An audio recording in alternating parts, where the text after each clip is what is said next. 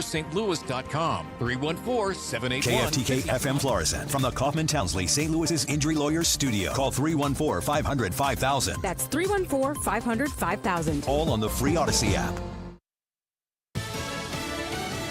President Trump calls it good for the country. Lisa Brady, Fox News, urging House Republicans to unite behind the bill advancing much of his agenda. It's the biggest tax reduction in history, biggest regulation reduction in history. Incredible for Medicaid, Medicare.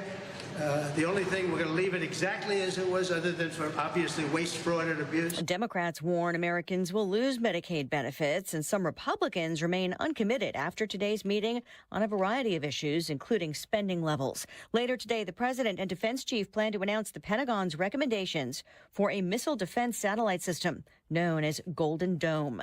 Ramped up pressure on Israel over Gaza. The UK's Prime Minister Keir Starmer says the situation is horrific. The level of suffering, innocent children being bombed again, is utterly intolerable. He's cancelled trade negotiations with Israel over its war in Gaza.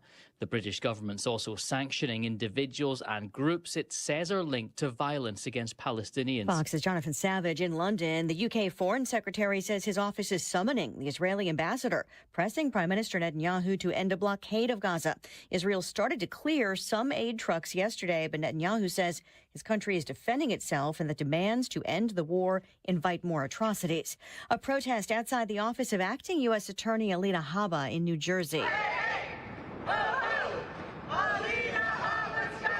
This after the former Trump attorney announced charges against Democratic Congresswoman LaMonica McIver, accused of assault and impeding law enforcement during a confrontation with ICE agents at a detention facility. McIver telling reporters, "It's political intimidation, and I'm looking forward to my day in court." She accuses federal officers of escalating the situation during an oversight visit by lawmakers. America is listening to Fox News.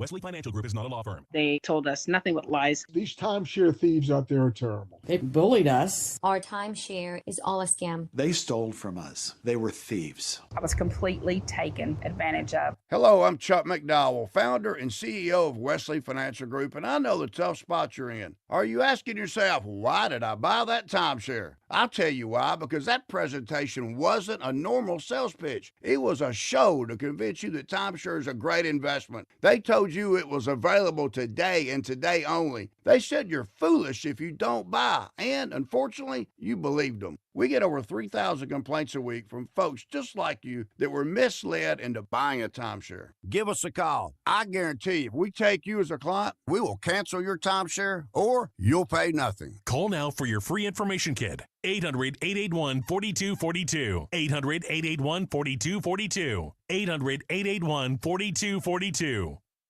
Air Comfort Service, heating, cooling, and insulation, weather. We continue to keep an eye on the sky for some scattered showers and thunderstorms. Best chance for severe weather late this afternoon into the evening. 79 for the high. A couple of fast fading shower and thunderstorm activity early in the evening. Otherwise, partly cloudy, 55. We cool down the next couple of days after that. Wednesday, a mix of clouds and sunshine, 65. Thursday, sunny and 66. This is 97.1 FM Talk. Chief Meteorologist Dave Murray. Men. Need a clinic that accepts all insurance, including Medicare? U.S. Men's Medical Center in St. Peters does. U.S. Men's helps men experiencing loss of energy, focus, concentration, and low libido. And they accept all insurance, even Medicare, for testosterone replacement therapy. Patients love the staff and the fact that, yes, I'm going to say it again, they accept all insurance, including Medicare. Feel better? Call U.S. Men's Medical Center at 636-244-5333. I'm Ultima Morgan of Morgan & Morgan. Every time one of my children started driving, it was terrifying. Thousands of accidents happen across the country. We see it every day. If you've been injured in a car accident, call us. Dial pound law or visit forthepeople.com for an office near you. Stop before you dig. Click or call 811. Every dig, every time. Planting a tree, building a fence. Before you dig, contact Missouri 811. It's free, it's easy, and it's the law. Submit a locate request at Missouri-811.org or simply call 811 3 days before digging. Dig smart, dig safe. Stop before you dig. Click or call 811. Every dig, every time. It's the law. Sponsored by Missouri 811. The Diamond Shop graduation sale. All watches are 20% off, even Movado. Men's jewelry is 40% off. 40% off Pirelli G and gold fashion jewelry. Everything else is 30% off. The Diamond Shop. Is thinning hair or receding hairline making you self-conscious? Stop feeling embarrassed about thinning hair and start looking and feeling your best with Hair Grow by New Nordic. Available online at Amazon, Walmart.com, and NewNordicUSA.com, or in stores at your local CVS. Stewart's American Mortgage and the Bagel Loan are waiting for your phone call at 314-324-4440. That's 314-324-4440. When you reach out to Stewie, here's the magic of the Bagel Loan. You don't pay anything in closing costs. Everything that you go through when you're trying to secure a new mortgage, you're trying to get the right offer in. You're trying to make sure that you have the inspections done. You're negotiating the prices, and it's probably in the thousands of dollars of concessions that might be willing to be made to get that purchase done. But when it gets to the final exchange there, and you've got those thousands of dollars of closing costs, sometimes that's a gut punch. Eliminate those when you use the Bagel Loan with Stewie. Here's what you do. 314-324-4440. 314-324-4440. Call him or text him and tell him Annie sent you and ask him how the Bagel Loan can help you. He's excited to take your phone call, and he is ready to help you. 314-324-4440. Google the Bagel Loan, NMLS number 226715. That is exactly what I needed to hear. Thank God someone here knows what they're talking about. That's us. That's right. Gotta love this American ride. All right, you need to take the time and get the full picture.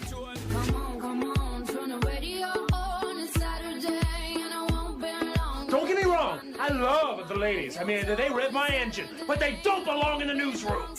It is Anchor Man, not Anchor Lady. What do you want from me? I'm not America's sweetheart.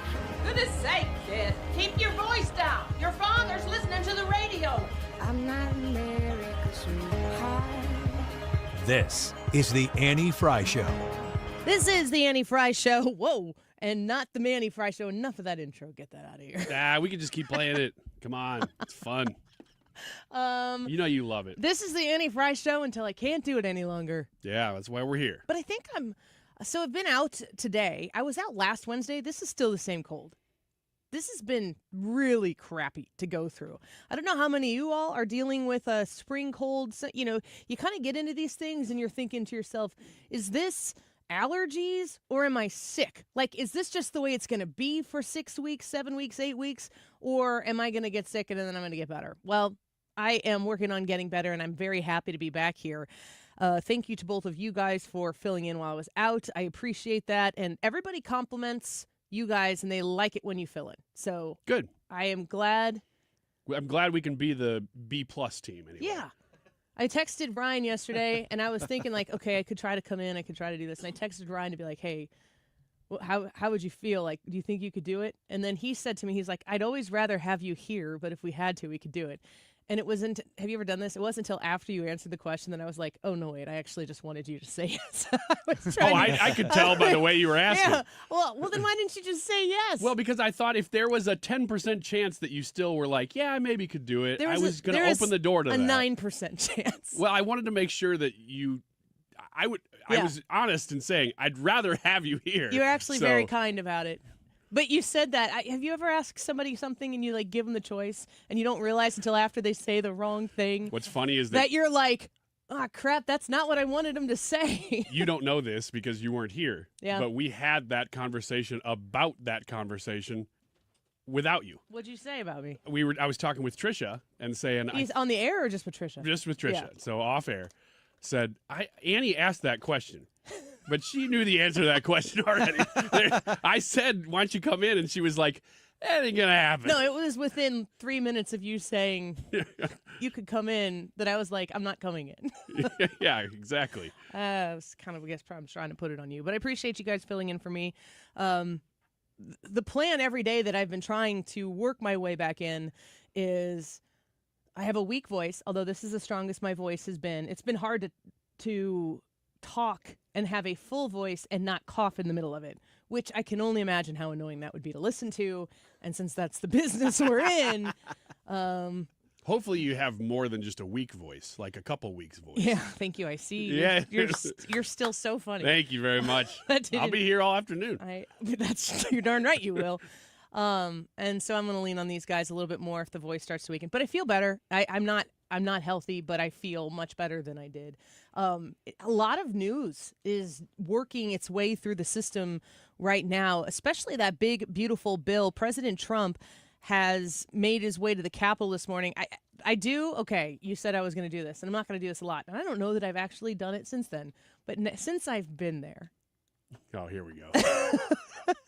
Since I was able to go to the White House and understand the background of how all of these things are working, I'm always thinking to myself, like, if this would have happened on the day that I was there, I don't think, like, the White House pool is different than the travel pool. And so the travel pool is the one that went with him this morning to the Capitol because they're working their tails off on getting this big, beautiful bill signed into law. I don't think that any of us can understand the gravity of how big this monstrosity of a bill is and how difficult it would be under any circumstances to get it done. I almost think, and I've gone back and forth on this, you can tell me what you think about it, Ryan. I almost think that if there was a stronger majority of Republicans in the House, that there'd be more people demanding things and it'd be more divisive going into a midterm because there'd be people who would be major winners and there'd be people who are major losers in what they want to get. Now, the SALT tax, which at 1:05, I'm going to play a clip. Or no, I'm not going to play a clip. I might play a clip. That might happen. Ooh, stick around. She may or may not play a clip. Yeah. They want teases? There's your tease. Wow, good job. You're listening to the radio? I might play audio. You're listening to the radio in St. Louis. That's like a really cool tease for like 1918. Yeah. We've got this new technology where we might play sound from something that happened earlier. You can hear my voice, but I'm not even in the room with you. Exactly. Jonathan Hoenig is going to be with us. He's a Fox News contributor and a financial advisor. You've heard him have conversations with Ryan before when Ryan is hosting her on the Wiggins America. But I'm going to ask him, one of the major holdups for a lot of the getting kind of frustrated with the California, New York, the East Coast, West Coast reference, but maybe the Republicans in the House of Representatives like Darren LaHood and Mike Bost and Mary Miller aren't really that caught up on the SALT stuff. But basically, we have super high property taxes in the state of Illinois, but then, of course, California and New York, super high property taxes. And when the Trump tax cuts got implemented originally in 2017, they made it so that you couldn't write off as much of the state taxes. Is that correct? Am I saying that Yes. right? The state taxes that you pay. So if you're in a high tax blue state, the new tax bill might have been a little bit more punitive to you in some regard. In others, I think it definitely made up for it because they limited how much you could write off. Now, think about this. Like, I can put myself in a red state. I literally have. I'm standing in one right now here in Missouri.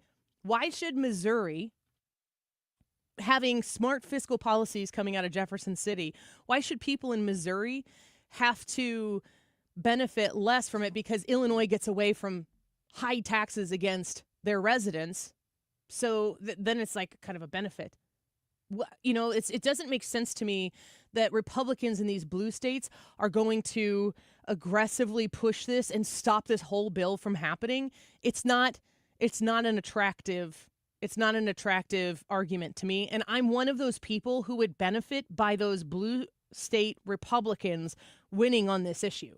All three of us in here would benefit by these blue state Republican representatives winning on the SALT issue. So I'm going to ask Jonathan about that at 1:05 and ask him like what this holdup here. Also, if I don't talk to Hoenig about this specifically, Ryan Schmelz is going to be with us in about 10 minutes, and he's going to be able to lay down everything, all of the barriers that exist to getting this done right now. If you listened to the Speaker of the House this morning and heard what he had to say, and you listened to President Trump in one of his, I think it was like four pop-up press conferences that he was giving, he was positive. He came out and he was in a good spirit, and he was saying it was a very positive gathering of those Republicans. It was the Republican caucus. They got together and listened to the president speak. And I think that he is happy about what is developing so far. This is so big. And I know it's just not that easy.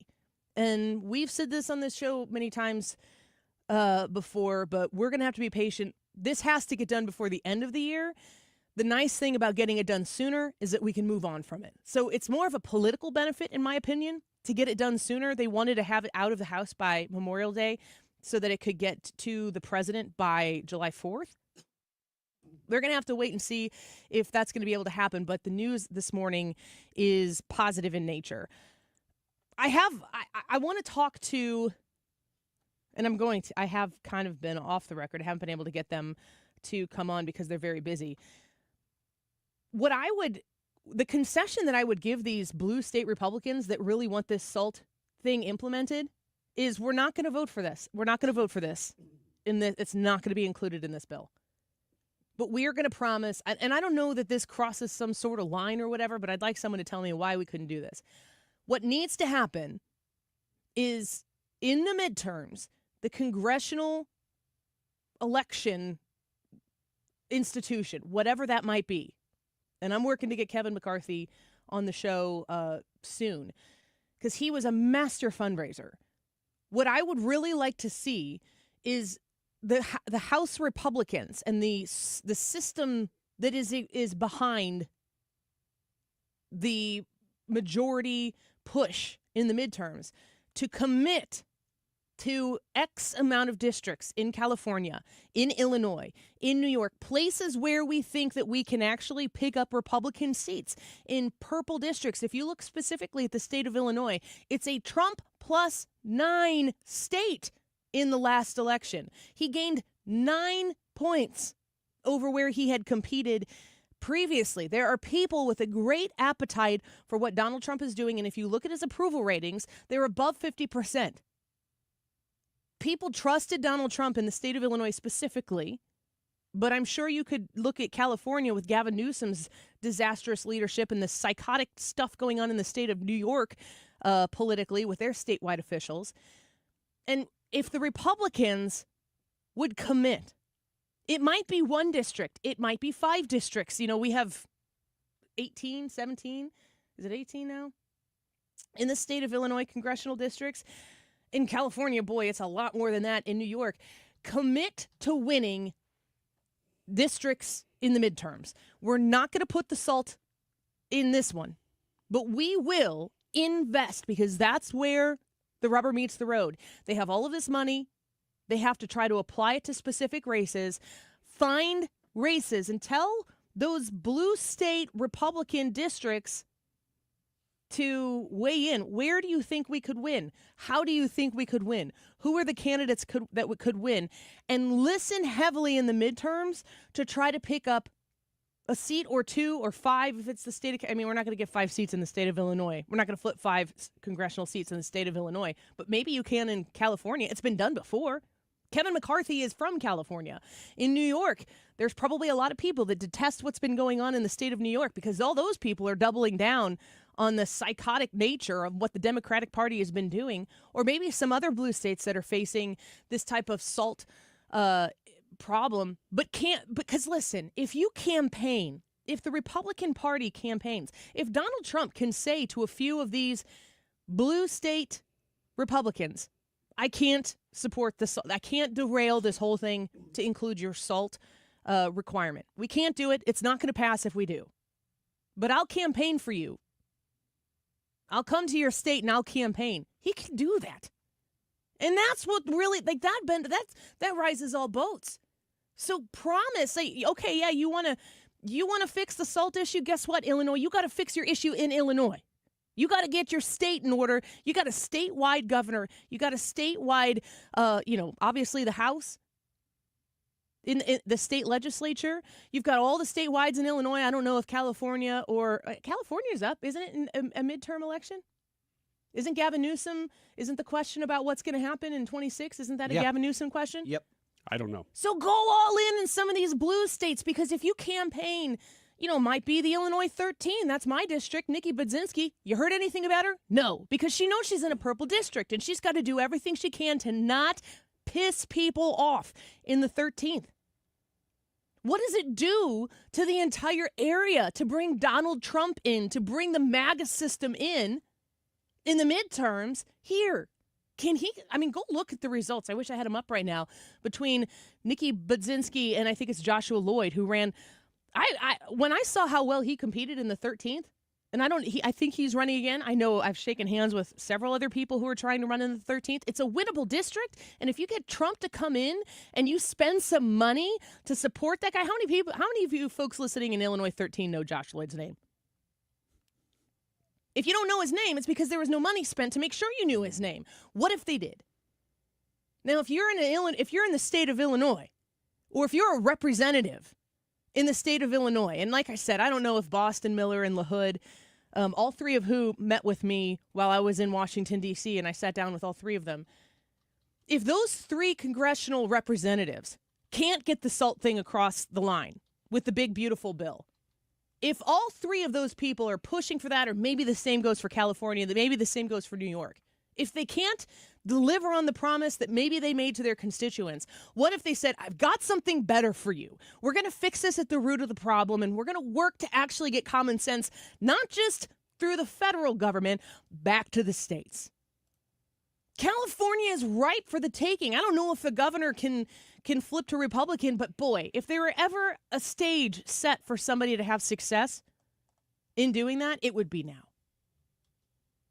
We are in a position right now where transformation really rests on their ability to take everything that Donald Trump has put out there as an executive order, as the executive function in the executive branch, and put it all out there with his pen, and to put it into law. The law, getting it into law, is where the true magic will happen for the American people. And there is nobody who can convince me otherwise that the reason that there is a Republican majority in the House, a Republican majority in the Senate, and we have a Republican president is because of Donald Trump's message. So get behind what this president has to say, pass what he wants to have passed, and then tell the president, we need you in the state of Illinois to make sure that we get some common sense back here. We need you. We need your system. We need your people. Don't leave us behind. You can't put the SALT thing in this bill. We need you to help us in the midterms. And honestly, he needs us to show up for him. He needs the Illinois 13th. They have such a small majority right now that every seat that could be up for grabs, every seat is valuable to Donald Trump. Everybody wins. Make that trade in Congress and bring some common sense back to these blue states and make these blue states be less crazy. Can we do that? That's my proposition. It's probably completely illegal. I don't know. Is there anything about that seems illegal? I don't know. Like, can you trade like campaign promises for? I mean, it's just. I mean, the laws that are on the books, sometimes they pop up and you go, didn't even know that was a thing. But no, this is common stuff. Does that make sense to you? Yeah, and the SALT thing is. I mean, not to get too far into it, but the SALT thing is changing rapidly. I think they are using it as a negotiation tool to say, well, the blue state ones are saying, we're fighting for you, and everybody else is using it as a bargaining chip to say, okay, what if we get you on board, you got to give us XYZ. And I don't think that the we're fighting for you blue state Republican thing is a message that even blue state Republicans are dying on. That's not it. We're not that stupid.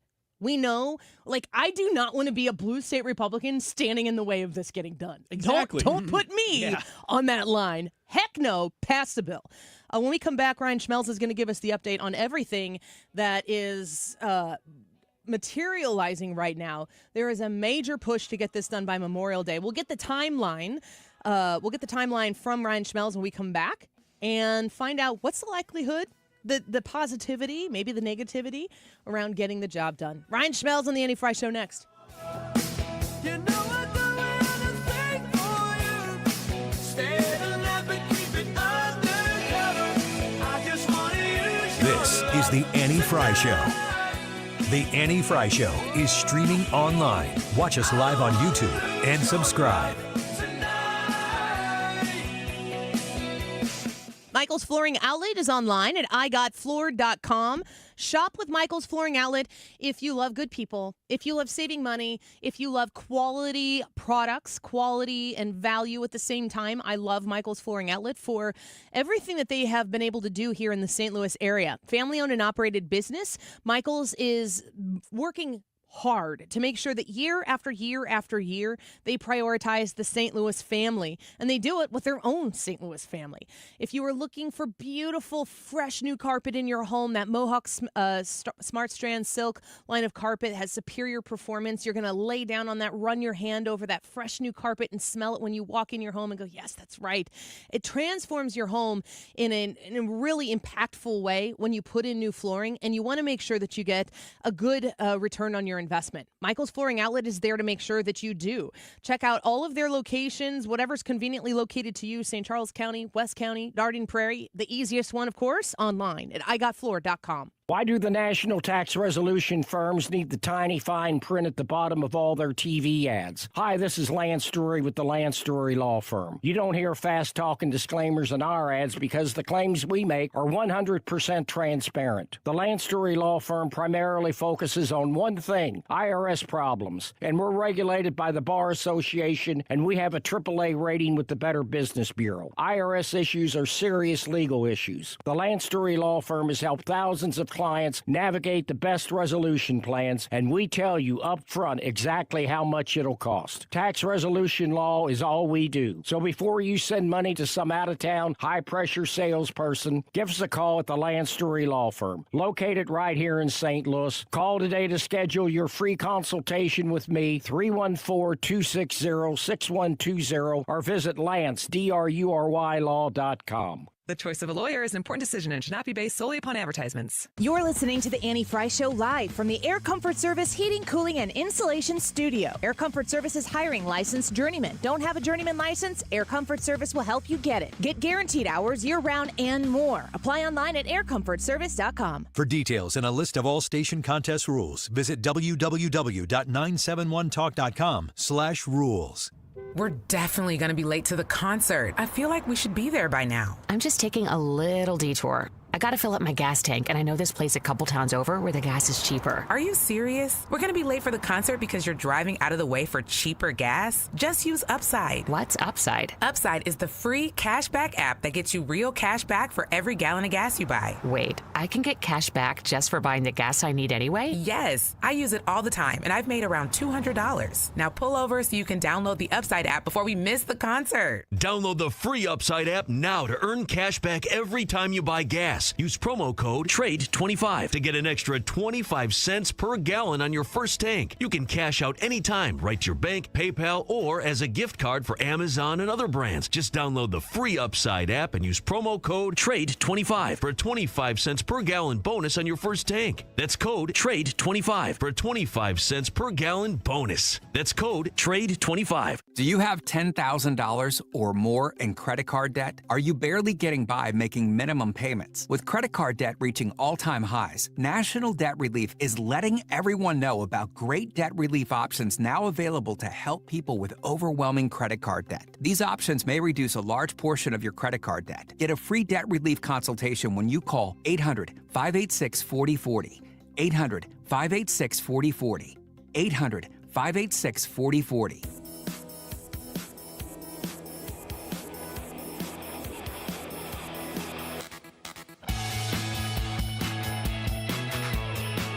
This is the Annie Fry Show.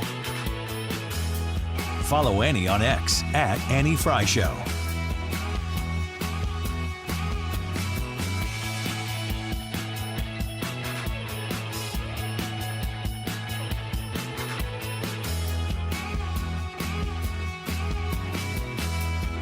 The Democrats want to raise your taxes. If this doesn't work, if this doesn't get the numbers that the Republicans want, and I think it does, I think it's all Republican vote, the Democrats are going to be raising your taxes by 68%. And they will not do the, we're going to have an 85% cut in drug costs. 85% cut in drug costs. The Democrats, the drug prices are going to go up. I can't imagine a Democrat not voting for this. I think the Democrats, if they don't vote for it, that means they're voting for an increase in drug prices. Think of that, versus an 80 to an 85, maybe 75, but could be an 85% cut in drug costs. The president making his way over to Capitol Hill to make sure that we get to the bottom of this big, beautiful bill, that it gets actually done. He went last week and, did some things in the Middle East, and now he is back in Washington, D.C., and working on getting a deal done with those folks on Capitol Hill. So let's talk to Ryan Schmelz, who joins us right now, Fox News Radio, Capitol Hill, and White House correspondent. Make sure you follow him for the latest, everything on X at Ryan Schmelz Fox. Ryan, thanks for being with us here today. It's good to have you back. Always great to be on, Annie. How are you? Doing okay. So President Trump comes over to Capitol Hill. That doesn't happen very often. How frequently do you see the president over influencing the Republican caucus, the members of Congress? Well, normally he does this by phone, but I guess President Trump felt the need to rally the troops today because, they're still trying to get everybody on board for this one big, beautiful bill, and they're just not there yet. But based off the people we talked to, both during and after the meeting, it seems like there are some who moved in the right direction. At least they made significant progress. But, significant progress is not good enough when you have a majority that's as slim as what the Republicans have right now, because all it takes is 2, 3, or 4 people, and they can kill a bill at any time. And it looks like they already have 2, so they can only afford to lose really 1 more. They can't afford to lose any more than that. So Republicans are just in a very tough situation when it comes to passing this thing. And there were some notable highlights from the meeting, and we want to get into those in a second. Go ahead. Yeah, I want to make sure that we understand. You said there are 2 people that are dropped right there. One of them is Thomas Massie, and the president made a comment about that. I'm going to play that clip for you if I can here real quick. The president on Capitol Hill speaking about Thomas Massie. Let's listen to that. Say it. I'm a fiscal hawk. I'm a bigger fiscal hawk. There's nobody like me as a fiscal hawk. Massey said that has more deficit than Biden did, and this bill kind of... Because we have to fix the country. Do you think that Thomas Massey is correct in saying that this is adding Biden? No, I don't think Thomas Massey understands government. I think he's a grandstander, frankly. He'll probably vote. We don't even talk to him much. I think he should be voted out of office. And I just don't think he understands government. If you ask him a couple of questions, he never gives you an answer. He just says, I'm a no. He thinks he's going to get publicity. And you have that. You have that. They've got some too. Ryan, is this just, politics as usual between a libertarian in Congress who, I don't know if he really, does he vote in favor of anything that has to do with the budget? He's a hard no, it seems. He's been a hard no for quite some time, and he's going to be continuing to be a hard no. We talked to him actually after the meeting today. He is still a no. He was not offended by what President Trump said. Apparently, President Trump called him out by name, asked if he was in the room, and then kind of regurgitated some of the comments he made earlier about Thomas Massie. So there's no love lost there. I mean, Massie's kind of resisted to go after President Trump on a number of when he's had the opportunity to, but Trump has continued his fierce criticism of Massie. It hasn't really gone anywhere. It's still a very testy relationship there. But Massie has said, I mean, I'm sticking to my guns. I'm voting how I feel. And he doesn't feel this is truly going to have a positive impact on the national debt. So he's a no. Ryan Schmelz is with us right now, Fox News, Capitol Hill, and White House correspondent. Can you highlight for us a few of those things that are the roadblocks right now that need to be moved out of the way until this big, beautiful bill can get passed by the House and move to the Senate? Right. So you have Medicaid provisions. That's probably one of the big ones. Republicans want to, at least some of the conservative members want to take the work requirements that they're adding to Medicaid and move that up in terms of its start date. So right now, the way that it's structured, it kind of gives the administration a pretty generous timeline when it comes to putting this into law. So they can essentially take, Medicaid work requirements and put them into place in 2029. Well, the argument Republicans are making is, well, wait a minute. In 2029, J.D. Vance might not be the president. It could be a Democrat. So all these spending cuts we work for just aren't going to go into effect. So what they're trying to do is pretty much make them more immediate, if not immediate, within a year or two. And as President Trump said in the meeting today, don't F with Medicaid. And you have a number of Republicans like Josh Hawley, who's really jumping on that comment and saying, yes, you should listen to them because this is going to be a huge issue for us if we go down that road. And then also the state and local tax deduction is the other one. We've talked about this before. Blue states really benefit from this. Blue state Republicans are fighting for this, but red state Republicans are saying, if you're going to increase the cap past what we've offered you, you're going to have to pay for that. Yeah. So talk to me about that state and local tax, which is referred to as SALT. We were just talking about that a little bit in the segment leading up to our conversation here with you. Illinois is one of those states. And so we all here in this show live in Illinois, and that part of the Trump tax cuts originally did affect us. But as a red state Republican, or a blue state Republican, I should say, I'm not wanting this whole thing derailed for this one particular issue. Is it specifically California? Is it New York? Like, do we know the representatives that are really being sticklers on the SALT issue? Yeah, I would say the New York ones are the loudest. It's Mike Lawler, Andrew Garbarino, Nick LaLota, and this one's a little bit of an interesting one. Elise Stefanik has become one of the big hardliners when it comes to SALT. And people forget she voted against the Tax Cuts and Jobs Act because of this issue years ago. Clearly didn't impact her elevating her profile within the Republican caucus, but now you've got this kind of toxic relationship between her and Speaker Johnson, it appears, and she has taken a hardline stance on this. You know, they've been offered to take the cap from $10,000 to $30,000.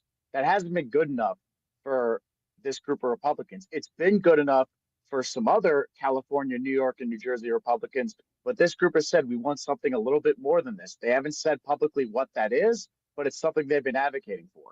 So, Ryan, that is interesting. I didn't know Elise Stefanik was one of those people. I was discussing in the last segment the possibility of some concessions being made here. Like, to me, as an Illinois resident myself, the real problem here lies in the fact that Illinois is a really high tax state. And that doesn't necessarily, the rest of the country doesn't have to bear the burden of the fact that Illinois can't elect a legislature that isn't punishing its residents by overtaxing them. Is it possible that the congressional fundraising apparatus can work to try to pick off a few, like commit to in the midterms, spending a little extra money in maybe New York or spending a little extra money in California to try to get more Republican representation in Congress, of course, in any purple seats that might be up for grabs in that midterm? Because when you bring the weight of that type of attention to a state like that, maybe even the president comes and campaigns. When you bring that attention to those elections, the ripple effect could be pretty significant for those statewide elections like Illinois and California. I'm not 100% sure about New York, what they have coming up here. Well, that's one of the reasons why we're having this argument right now, and one of the reasons why Republicans have the House. And that's what these New York Republicans keep arguing, is that Republicans would not have the House if it wasn't for them, essentially. Mike Lawler is one of the few people who represents a district that was won by Vice President Harris, who's a Republican. So, yes, I mean, that argument gets made a lot. And there have definitely been seats in Connecticut, some seats in Illinois that Republicans have targeted that they just haven't been able to win the last couple election cycles. And I think, what we're kind of watching for, which could be a very interesting race, is what happens in the New York gubernatorial election. And how do New York taxes get brought up in that? So, yes, I mean, Elise Stefanik is going to be somebody who could potentially run for governor of New York. She's teased it. She hasn't said officially that she's going to do it or not. But obviously, New York is still a blue state, but they feel that Kathy Hochul there is very unpopular, and there's a huge opportunity for Republicans to potentially pick that state off.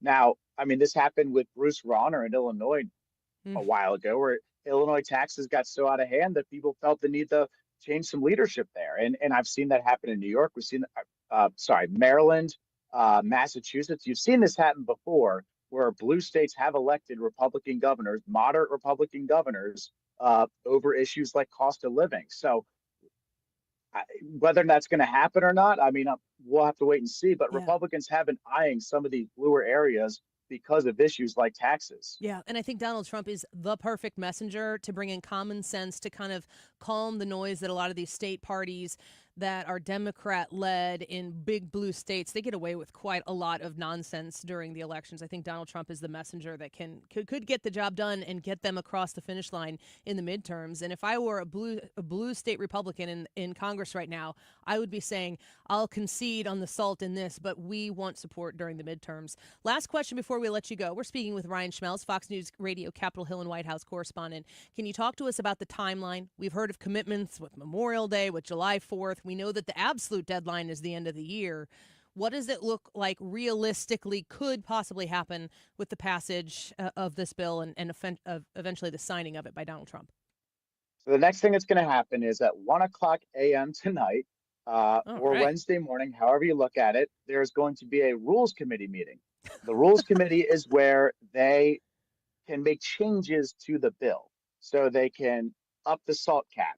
They can change the rules when it comes to Medicaid work requirements. Whatever happens in that meeting will be pretty indicative of if this bill is going to get enough people to yes or not. So I would watch for that. So Wednesday morning when we wake up, we'll have an idea of what the final bill looks like. And if Speaker Johnson says it's ideal that they potentially have this vote Wednesday evening, Wednesday night, and get out of here before then. But the end of the week is still the goal. So that Memorial Day deadline is still there for Speaker Johnson. And then it goes over to the Senate. And that's when they'll try to meet that July 4th deadline. But we don't know how the Senate's going to react. Obviously, a lot of our attention's been on the House and just whether or not they can get it through here or not. But there's still a lot of challenges still ahead in the next 24 to 48 hours. Ryan, are you going to be there at 1 a.m.? Are you going to be outside that? No. That's a heck no. No. Actually, I should say yes and just like, oh yeah, of course, I'll totally be there. Yeah. Yeah, you just. I like how offended he was by that question Are you too. kidding me? No. Is the 1 a.m. I'm meeting? not offended. I thought it was funny. I thought it was a good question. Is the 1 a.m. meeting just because they've backed themselves up to this Memorial Day deadline so much that they're using the hours that exist in the day? It's like a procedural rule. So they voted out of the budget committee like 10 o'clock on a Sunday. And so they have to give the other party, they have to give the Democrats X amount of time to come up with amendments, to review the legislation, all that. And so it's kind of like a rules thing where this is the earliest they can have it. And here they are going forward with the earliest time they can go with, which is 1 o'clock in the morning on a Wednesday morning. All right. Well, we appreciate you. We might be contacting you again this week to give us the latest update. Ryan Schmelz, you are such a value to us and to our listeners. Thank you for your time again today. Hey, thank you, Annie. Have a good one. Yep, you too. Sleep well tonight. All right, Ryan Schmelz. You will. Yeah, Ryan Schmelz is not going to be there at 1 a.m. Can you imagine having to be on the, first of all, this stuff is, there is such a small percentage of the world who nerds out on this stuff. I mean, this is beyond our nerddom. The intricacies of rules committee meetings or whatever. Oh, yeah. Yeah, he might be one of the people who would love to take in all of that, but not at 1 a.m. It gets to the point, too, that there's so much of this stuff, and it's a strategic of who's doing what, that even we are like, okay, just give me the overview, because it gets to the point where you can't even keep up with the boredom of how intricate it is. You know, the one thing about all of this that I have learned over the course of time is the amount of time that I can dive in and saturate myself in learning all of the things. By the time I get to come talk to you, it's changed 3 times. Yeah, that's so. This is nerd stuff, but this is really big stuff. Really big stuff. I did not know Elise Stefanik is a holdout on this. To me, in the same vein of what he was talking about there, if she wants to run for governor, she has a strong message to go back to the people of New York if she wants to run for governor and say, when the Republican Party was pushing against me, I pushed back or whatever. And, it makes a lot of sense to me that maybe the governorship might be her next move. Going in to be the UN ambassador for a hot second and then going back and apparently being at odds with the speaker, I could see her being like, I think I need to do something else and something bigger. Anyway, what's the Wiggins America next? It's about all the things that you shouldn't tell your boss. Okay. We'll cover all of that when we come back. Don't go away. This is the Annie Fry Show. The Annie Fry Show is streaming online. Watch us live on YouTube and subscribe. Point Pest Control. That's point with an E. PointPestControl.com. 636-798-0023. 636-798-0023. Very happy to tell you that if you drop my name out there, 10% discount on top of any specials that they have going. Mention Annie Fry, and you're going to get to save extra. It's mosquito season. I've been bitten by too many mosquitoes, and it's only mid-May. If you are having an event, a graduation, maybe a bridal shower, baby shower, something that is taking place outdoors, heck, if you're just having a barbecue for Memorial Day, having the kids over for a pool party, and you don't want everyone to be complaining about all those darn mosquitoes that are flying around biting everybody, call Point Pest Control and have them come pre-treat your area for that event, and you will be mosquito-free. So you get to enjoy the outsides and not the mosquitoes. 636-798-0023. I'm a quarterly plan subscriber. They come out to my house every quarter and spray, and they keep the bugs out. They solved my spider problem 2 years ago.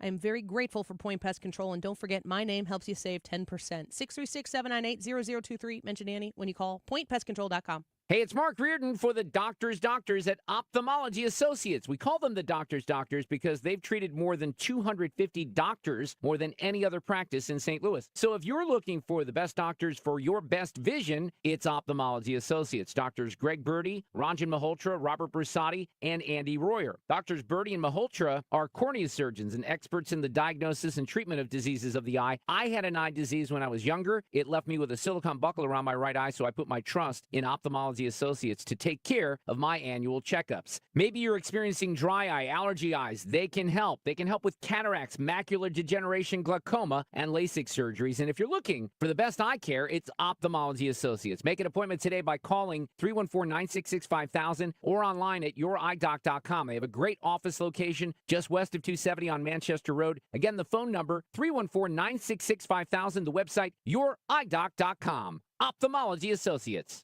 Need a lawyer? Onder wins. Call Onder Law at 314-9-million.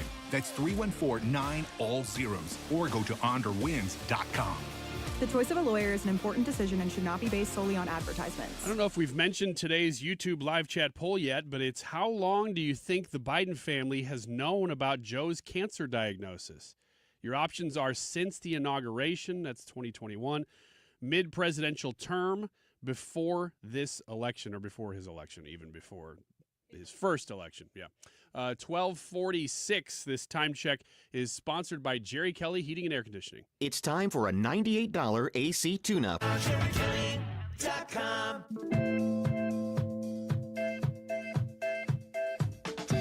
You're listening to The Annie Fry Show. Find the podcast, on-demand audio, and more at 971talk.com/Annie.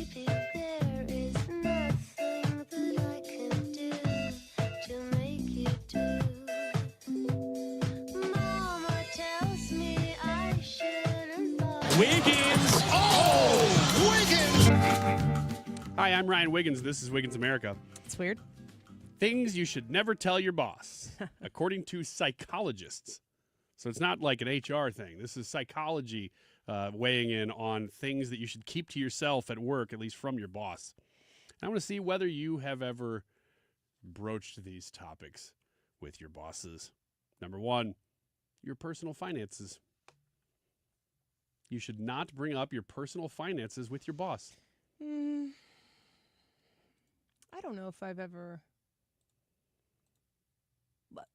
The point of this is likely to tell you that what you need from the company as far as your finances go, the company has no responsibility to you outside of what value you are to them. If you are in financial duress because of decisions you've made or overcommitments you've made, that's not your company's problem at all. But if you're in a position where, there are things that I have done to try to expand our brand and to try to give myself more opportunity here. And, I've told them, I'm looking for ways to help pay for my kids' tuition. So, yeah. So that's the kind of thing. That's what I was going to say, is that there do seem like instances where it would be fine to say, look, especially if you're in a contract negotiation or something like that, or it's a yearly assessment, and you're trying to advocate for yourself, saying, look, my wife and I are planning on having a baby this year, or something like that. That's personal. I guess it's not strictly financial. No, I mean, that's more circumstantial than financial. But if you're like, I've never said to my boss, and I do work here under a contract. When I'm negotiating a contract, I am very aware that the company does not care what I need. It's capitalism, baby. The company cares about how much money they can save on me and how much money it would cost them if they lose me. And somewhere in there is a window, and I think it's a pretty small window. And my job is to determine if what is good for the company is also what is good for me. So that contract negotiation set aside, in my efforts to try to do other things that are maybe going to help me afford things, it's always a matter of, like, I can say, like, hey, listen. And, like, I also have said to my bosses before, I'm just trying to make the most amount of money I can. It's not just like, I need to pay school tuition, or I want to take more, Disney World trips, or whatever it is. I'm not ashamed of whatever that purpose is. So if I've said one or the other, it's not like, I've got $30,000 of credit card debt and I'm going to go bankrupt if you don't pay me this money. Because I know that the company's not going to go, oh, well, in that case. You should definitely walk into your boss's office, red-faced and sweating, and being like, listen, I need 10 grand. I'm in and bad I need with it the mob. now. Here's another one. Now, this one isn't on the sheet. This was recommended by a listener named InfoDude. Things you should never tell your boss. Quote, hi, my name is Ryan Wiggins. All right, next one. Say again. I just pulled it up. Hi, my name is Ryan Wiggins. That's something you should never tell your boss. Out. I don't have time. Whatever this is going to be, I don't have time for it. Relationship problems.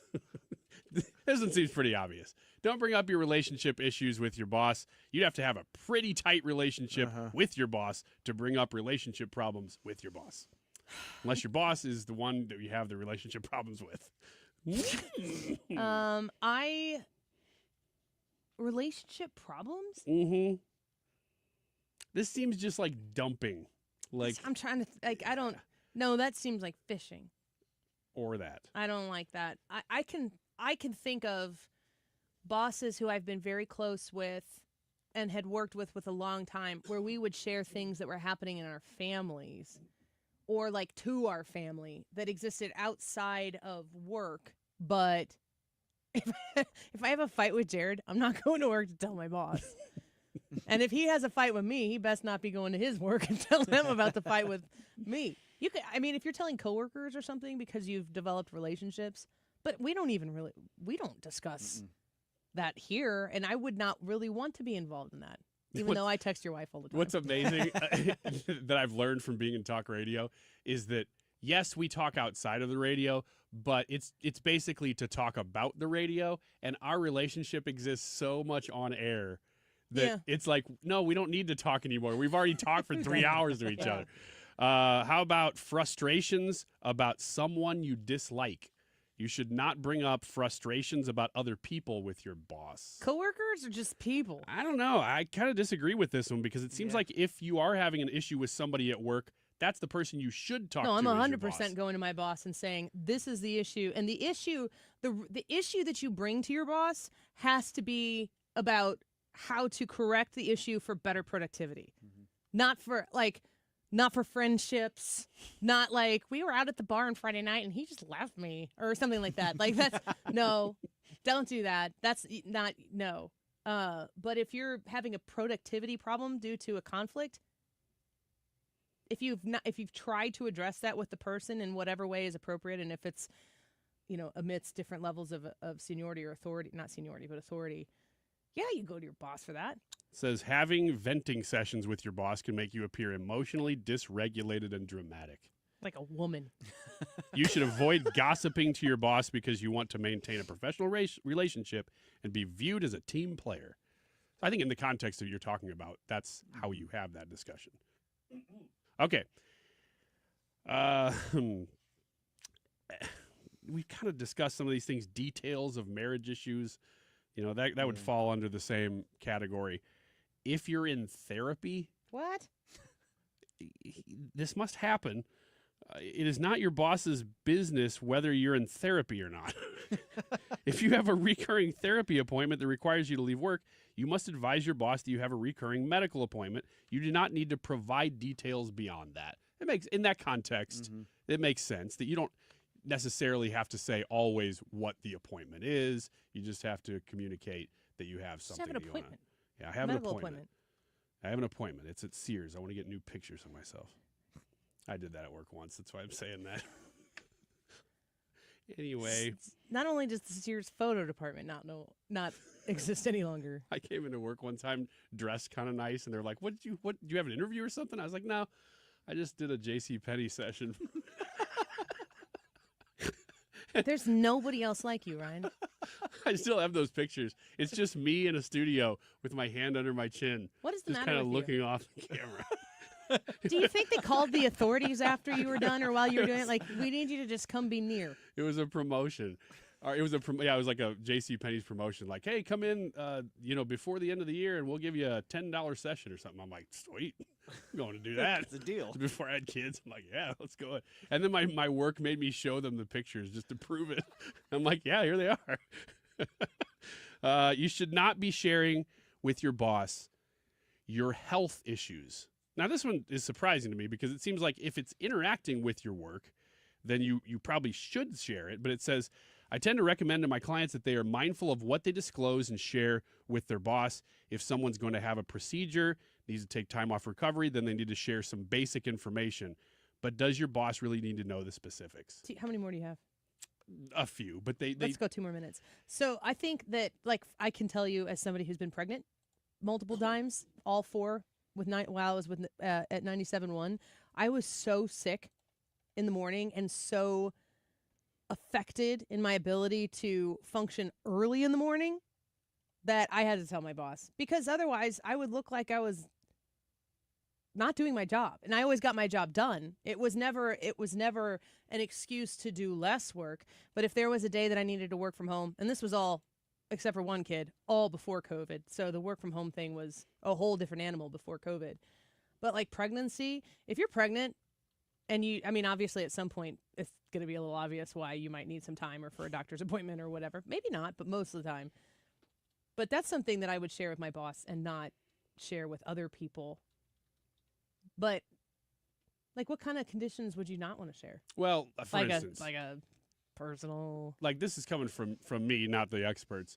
But if you are pregnant and you have the delivery date scheduled, I think that you should say, the delivery date scheduled? Listen, boss, I am not going to be here Tuesday because I'm going to go have a procedure. And just let them fill in the blanks. They might not even know. They say, oh, okay, you're having a baby. But you don't have to tell them that. That's just me, though. I only listened to half of that. I know you. Brad was I can messaging tell. me. It's his fault. I can tell. How about this one? And this one's really weird That for was your us. moment to say some really crazy stuff, and I'd go, oh, yeah. Uh-huh. I did, but I needed you guys to know that it was a joke because it sounded like I was serious. Your political and religious views. Darn it. I think we crossed that. It's like, I won't tell Steve at all that I'm a Republican who is first and foremost a Christian. And you should send your kids to Lutheran schools. Go on. Yeah, it says that you should probably not bring up religion or politics in the workplace because it can cause division. Yeah, no kidding. We are on the air be divisive. Can I say that, just real quick here in the Odyssey building, that as forward and open and unquestionable that our political stances are here, there is not a single person in this building that works with anybody at all of our sister stations who has ever been rude or mean or anything to us, which is very nice because they're probably broadcasting us in the bathroom right now in here. It's a little disconcerting, but at the same time, it's been all good. So hopefully you have that as well. We'll take a quick break. Be right back.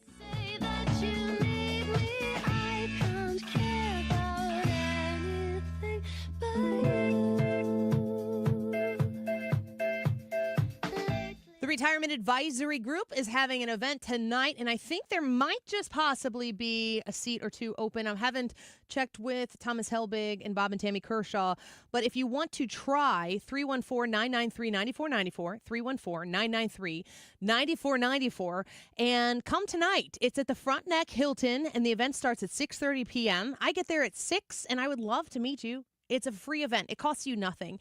And you can listen for like 30, 45 minutes or so of the folks at the Retirement Advisory Group telling you exactly how to transition into retirement the smart way, the sensible way. If you show up tonight at between 6 and 6:30, I'll be there. Mark Cox and Mark Reardon will be there. And then we turn it over to Thomas Helbig and Bob and Tammy Kershaw at 6:30 to get straight to the point and tell you how they can help you make sure that you make all the smart moves to enter into retirement. 314-993-9494. Find them online at retirementkey.com. KFTK FM Florissant from the Kaufman Townsley St. Louis's Injury Lawyers Studio. Call 314-500-5000. That's 314-500-5000. All on the free Odyssey app. A countdown on Capitol Hill. I'm Lisa Brady, Fox News. As the House Speaker tries to get a budget package to the floor, President Trump visiting the Hill earlier today, making a personal appeal to the House GOP conference, then telling reporters it was a meeting of love. There's great unity in that room, and it's the biggest tax cut in American history. And if it doesn't pass, everybody's going to get a 68% tax increase. The bill would extend the 2017 tax cuts. Laughter and applause could be heard from outside a closed-door meeting involving President Trump and House Republicans. The president is pushing for unity around his one big beautiful bill containing much of his agenda, despite disagreements on Medicaid and the state and local tax deduction. House Speaker Mike Johnson says it would be optimal to vote on the bill Wednesday. We got time for a few loose ends, and I know where the loose ends are, and so we're going to work on it. Sources in the room tell Fox News the president urged members to not touch Medicaid except for waste, fraud, and abuse. Fox's Ryan Schmelz at the Capitol. Some holdout Republicans remain uncommitted. Democrats say the package will help the rich and hurt working families. Secretary of State Marco Rubio getting pressed on multiple foreign policy issues at a Senate hearing. Fox's Jessica Rosenthal. On Iran, he told the senators that the president is offering them an off-ramp to peace, but the focus in talks is on enrichment of uranium. Rubio testified that the capability of having that is a point of Iranian national pride. They can have a civil nuclear program without an enrichment capability, and that an enrichment capability, in fact, would be weaponized at some point in the future, or could be weaponized, and that's a threat that cannot be accepted. Rubio also says the U.S. is not trying to deport Palestinians from Gaza, but that countries are being asked about accepting individuals who leave voluntarily. In Gaza, the UN says aid has not reached Palestinians 2 days after Israel began allowing some humanitarian deliveries. America is listening to Fox News.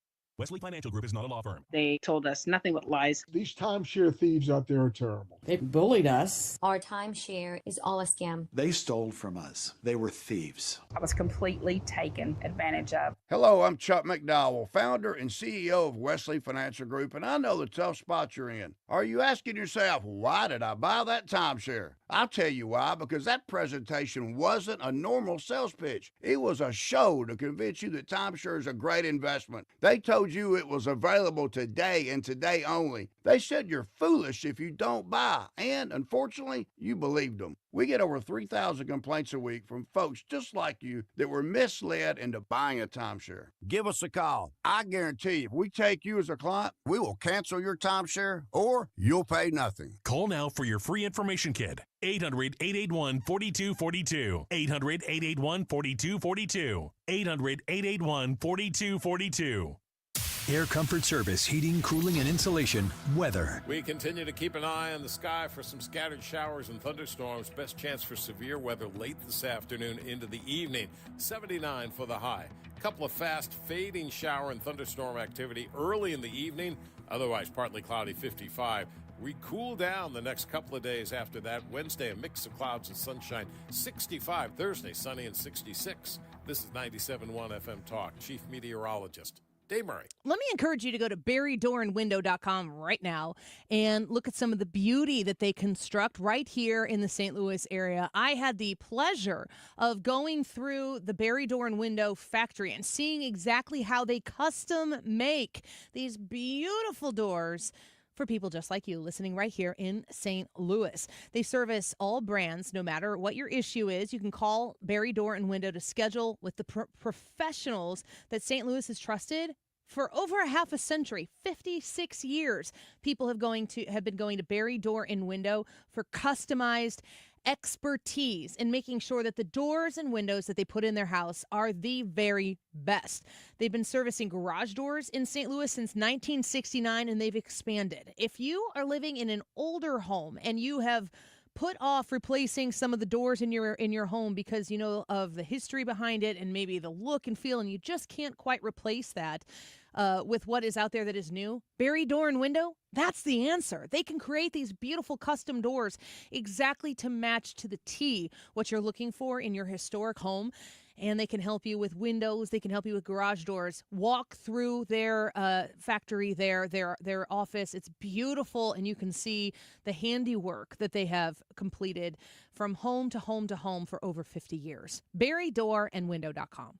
We, without hesitation, recommend that anybody work with ThrottleNet. The experience will be as good as it's been for us, for anybody, because you'll get a true partnership and you'll be able to rest easy that you're going to get the service that you need while they're also doing all those things that you don't want to have to think about, that you don't want to have to worry about. They're always doing that in the background for you. Don't wait for your next IT crisis. If your business depends on technology, you need a partner that's got your back. Contact ThrottleNet.com to get a free IT evaluation and see how we can support your IT everything. Do you owe $10,000 or more in credit card debt or personal loans? With credit card debt at all-time highs, Debt Relief Advocates is urgently notifying consumers of debt relief now being made available, designed to aid consumers with out-of-control credit card debt. Those who qualify and enroll for this relief program will only have to pay back a fraction of what they owe. This is not bankruptcy or a debt consolidation loan. This is a relief program that credit card companies would rather you not know about, as it ends your debt nightmare and saves you lots of money. Consumers owing at least $10,000 in credit card debt or personal loans can now take advantage of this debt relief as the cost of living skyrockets. Debt Relief Advocates has established a relief hotline for you to call to learn what debt reduction you may qualify for, so don't wait. For this free information, call the Relief Hotline at 800-525-9369. 800-525-9369. 800-525-9369. That is exactly what I needed to hear. Thank God someone here knows what you're talking about. That's us. That's right. Gotta love this American ride. All right, you need to take the time and get the full picture.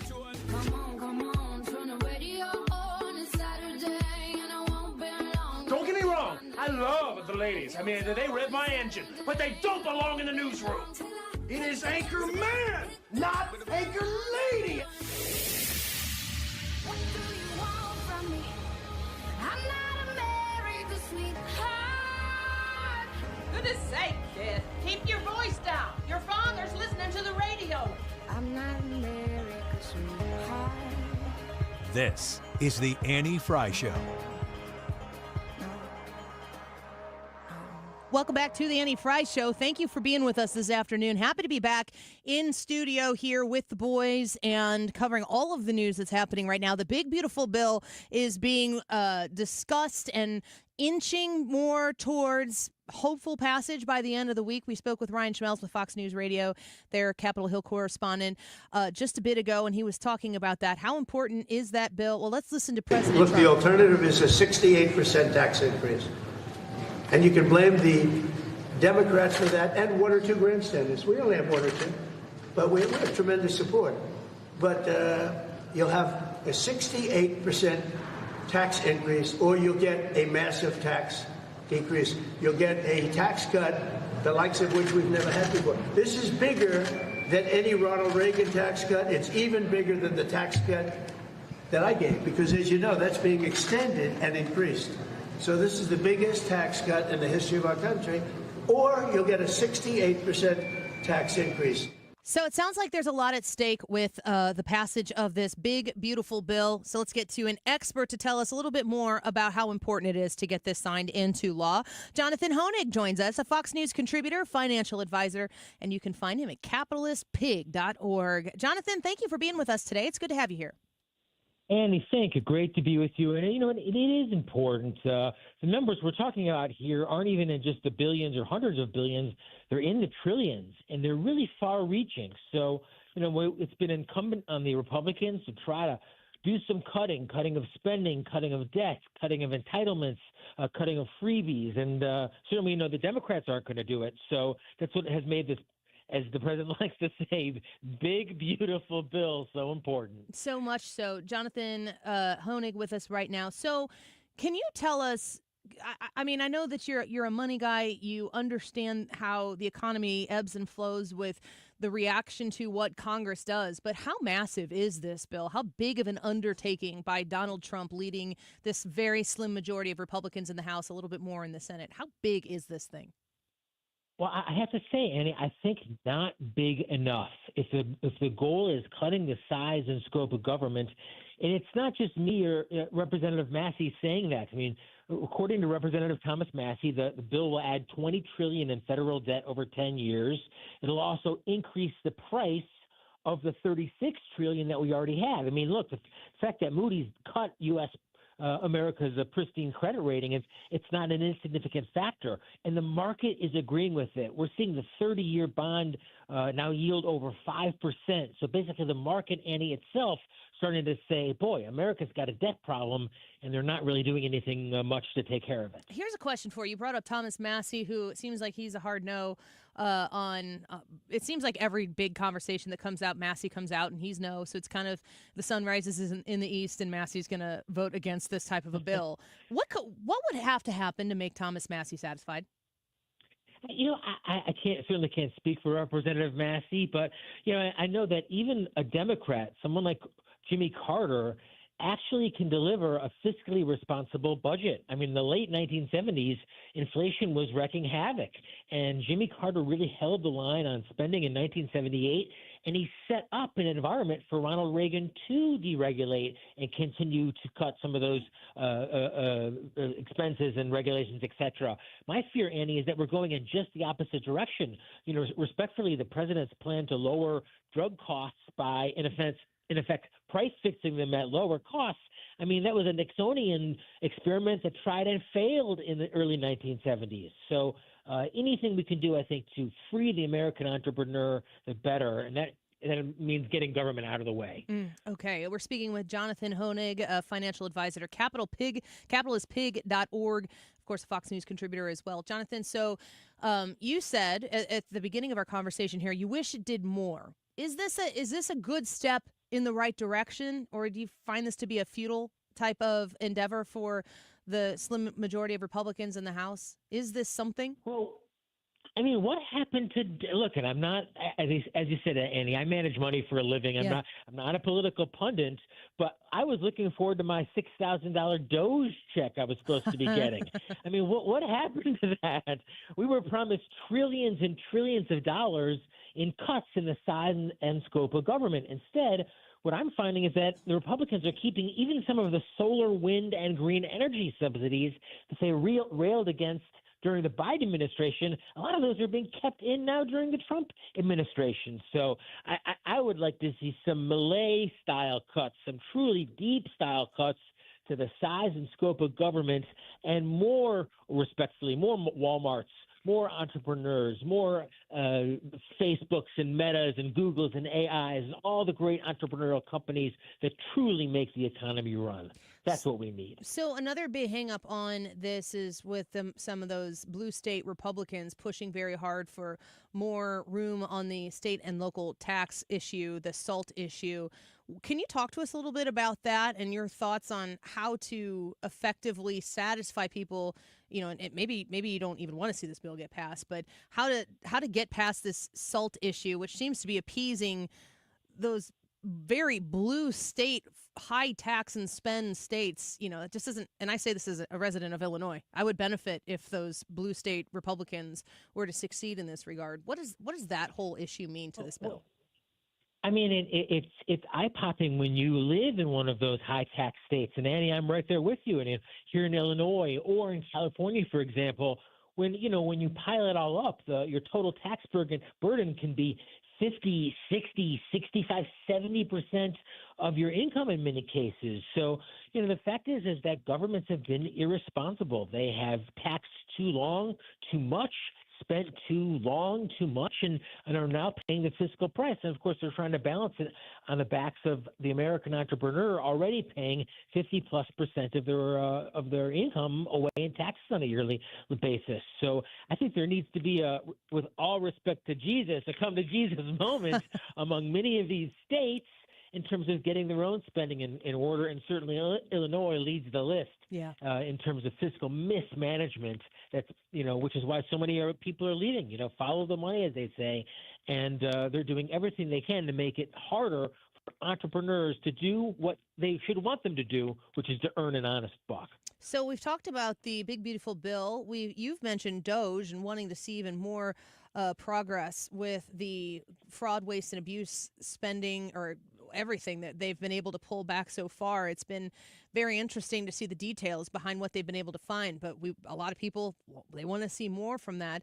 The other huge part of President Trump's economic agenda is tariffs.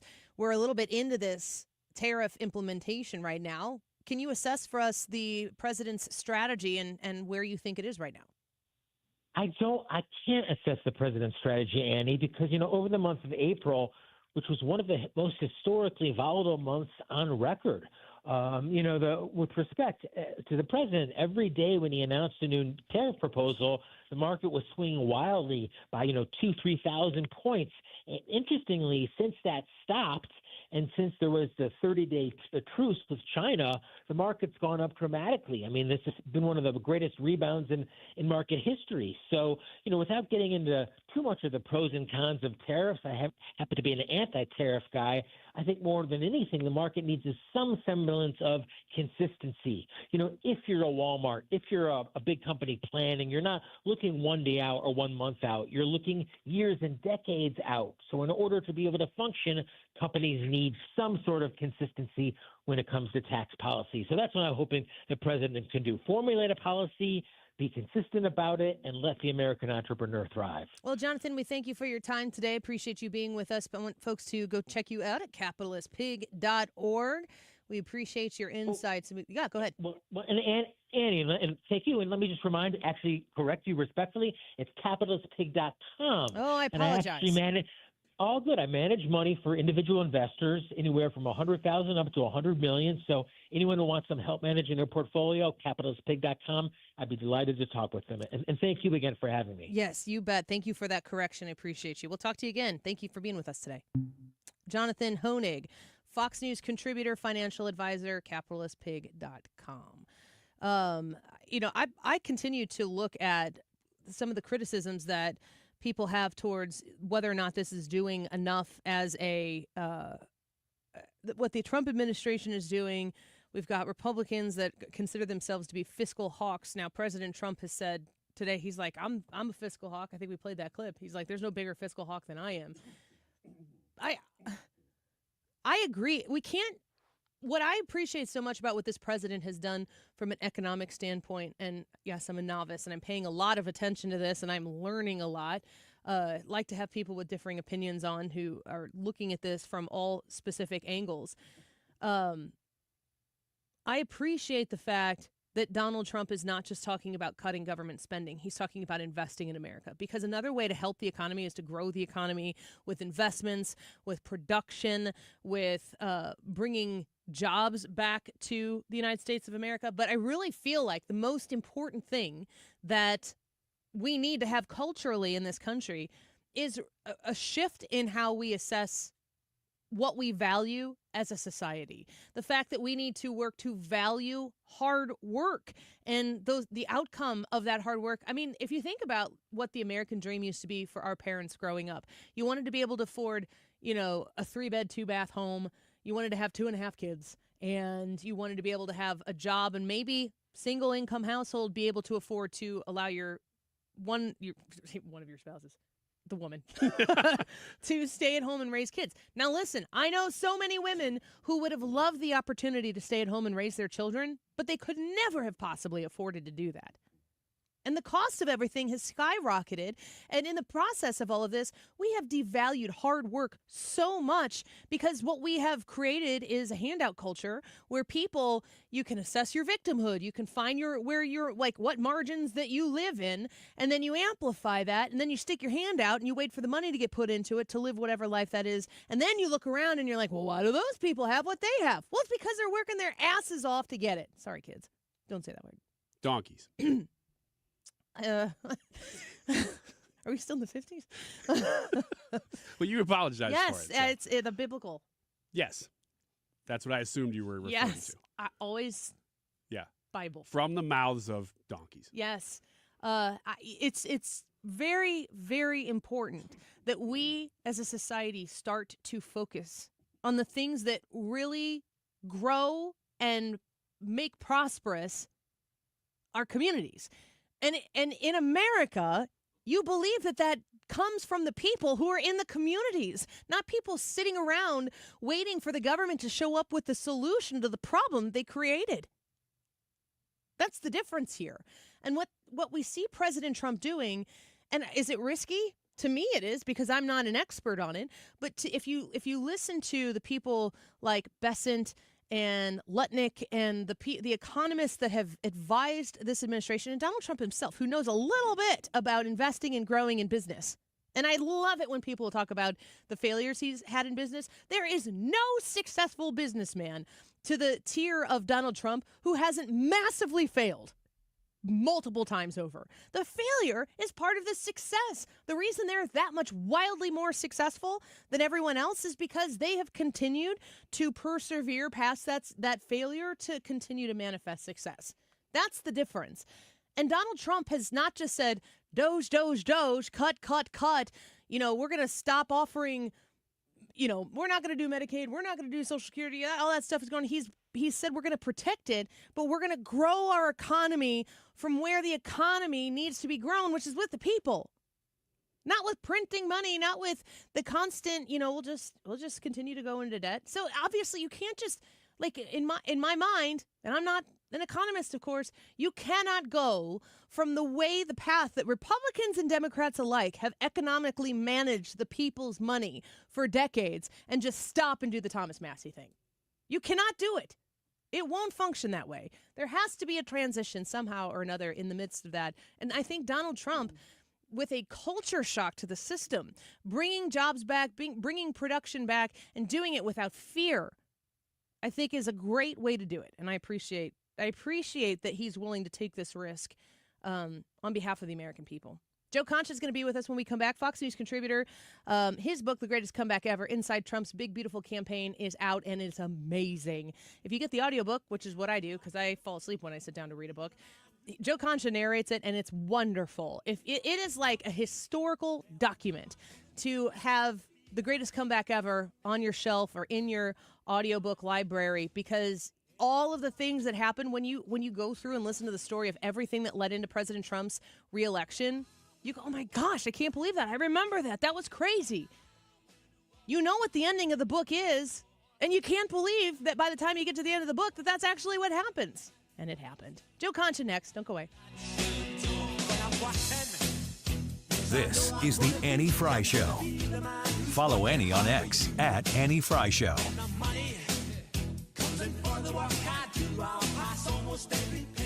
ArtisticDecks.net. Have you been dreaming of a deck on the back of your home to enjoy the beautiful weather, to spend some extra time on, get that grill up there, and sit out and enjoy the beautiful weather on that space, that living space that you create when you put a deck on the back of your home? ArtisticDecks.net. You can go to 314-280-0821. Give them a call. Tell them you heard about them on the Annie Fry Show, because if you hurry up and you get in line right now, and a very, very small down payment gets you in line with Artistic Decks, you are going to be able to enjoy that beautiful customizable deck this season, this summer. Make sure that you call them and talk to them about what you're looking for. They offer free design, they offer free consultation, and they offer the expertise of decades in the business of making customized and affordable decks for people exactly like you. They are wonderful people, and they are experts at what they do. So for the affordable deck of your dreams, call 314-280-0821. 314-280-0821. Artisticdecks.net.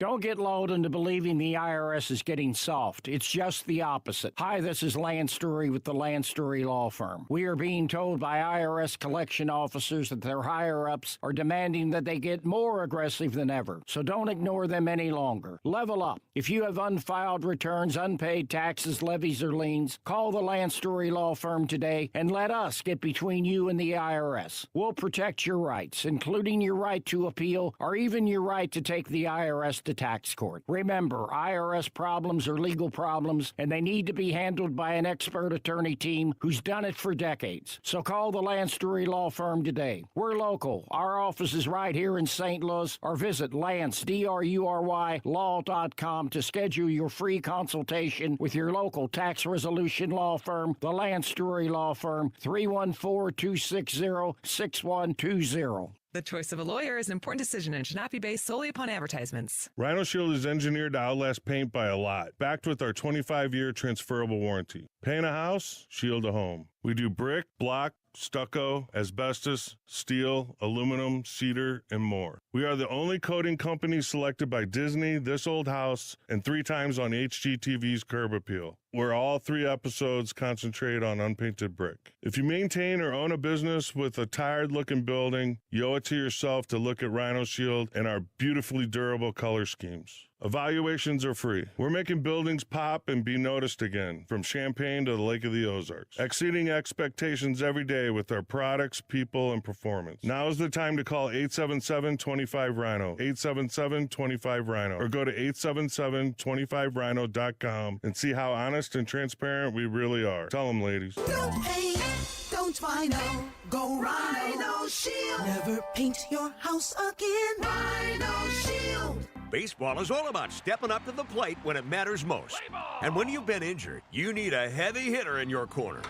At Morgan & Morgan, we don't back down. We fight to get you every dollar you deserve. No curveballs, no strikeouts, just results. That's why we've recovered over $25 billion for our clients and fight for them from offices nationwide. Morgan & Morgan, America's largest injury law firm, proud sponsor of the St. Louis Cardinals.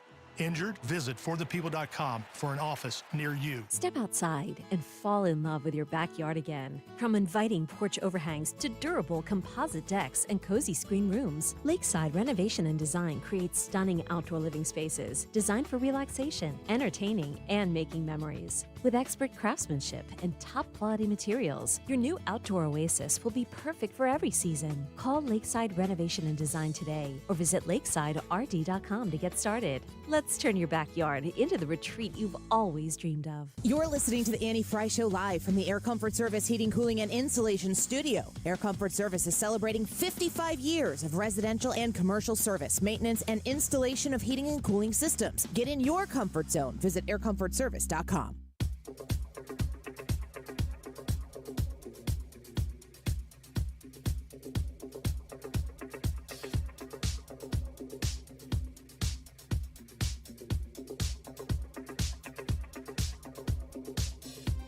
You're an oncologist, obviously incredibly respected. You believe that it is likely, just for those just tuning in, you believe it is likely if this prostate cancer has spread to the bone that he could have had it for up to a decade, but certainly it's likely. Would it be fair to say it's likely to have had this for at least several years? Oh, more than several years. You don't get prostate cancer. So I just want to stop you. So this is not speculation. If you have prostate cancer that is spread to the bone, then he's most certainly, you were saying, had it when he was president of the United States. Oh, yeah. He did not develop it in the last 100, 200 days. He had it while he was president. He probably had it at the start of his presidency in 2021. Yes, that I don't think there's any disagreement about that. So there is a doctor commenting about the diagnosis. We heard this over the weekend, the cancer diagnosis of Joe Biden. saying that to Joe Scarborough, who's going to be shocked to hear that this is actually a new development, because, as you know, we heard Joe Scarborough very indignantly talking about the very best version of Joe Biden that he's ever seen, which was late in Joe Biden's presidency. Oh, man, I can't wait to hear Joe Concha talk about this. Fox News contributor and the author of The Greatest Comeback Ever, Inside Trump's Big, Beautiful Campaign.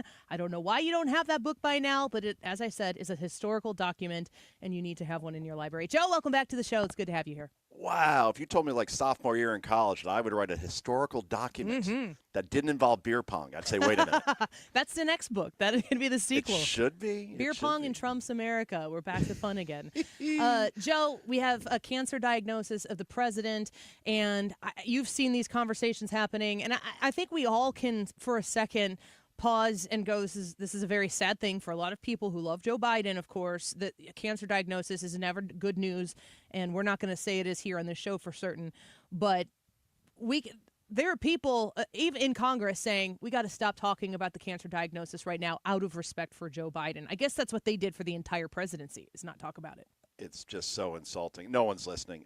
That's the thing. You can talk about both. You really can. Yes. You can talk about the fact that, you just played Zeke Emanuel with Joe Scarborough. Ironically enough, the same guy, Scarborough, who said just about a year ago, you know what, I'm going to tell you the truth about Joe Biden, and F you if you can't handle the truth. Like he became Colonel Jessup from A Few Good Men.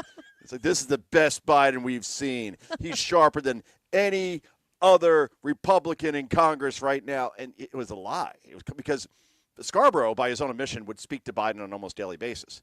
And if everything that we're learning now, we knew, but it's even like worse than what we thought we knew, as far as there were two Bidens, right? There was a non-present Biden. And I heard something before that says that may go all the way. This is Jake Tapper, actually, with Megyn Kelly. And Tapper's like, yeah, what we learned was that there was a non-present Biden, in other words, like brain applesauce Biden, that goes all the way back to 2015. We're not even talking like 2022, 2020. No, we're talking like 10 years ago, where people close to him, ironically, who wouldn't say a word about this, of course, until he was no longer, he basically became dispensable, that this has been going on, where he's had good days and good hours and bad hours, and it just got worse and worse. But then the cancer at the same time, that's not so much Biden's fault, I guess. It's more the people around him who just wanted to beat Trump, and then 5 days after the next inauguration of Joe Biden, then Biden would have been told, we would have heard about the cancer diagnosis. It's stage 4. Obviously, he can't continue as president. And Kamala Harris would have been handed the presidency, which is what she's wanted all along, where she doesn't actually have to run a campaign. So, yeah, both of these things are horrible. They hurt the Democratic brand in a way that I don't think is recoverable. I really don't. And we go back and play the tape in 2026 during the midterms. Maybe they gain a couple of seats here and there. But as far as winning like big national elections anymore, unless they start coming clean and saying we got it wrong, we should have demanded for a primary. We should have asked Joe Biden to drop out sooner. We probably shouldn't even have asked him to run in 2020 when we cleared the runway for him, when he lost Iowa, where he came in 4th place, and New Hampshire in 5th place. I'd like to hear one mea culpa, and you just do not hear it. Everybody just pleads ignorance. Oh, we didn't know. I didn't know. And no one's buying it. I think that the part that is so frustrating for me is that we're hearing from Democrats right now, like, out of respect for Joe Biden, let's understand the moment here and not discuss this.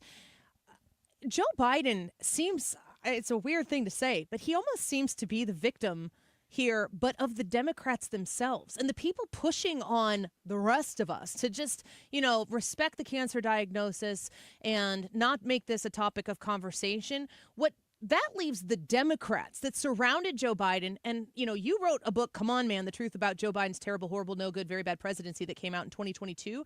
And, Joe, I got to think that there are some elements of your book that could have pointed to the possibility that he was on some sort of treatment that would have affected his cognitive ability, that would have explained and put more sense to what we were experiencing as American people.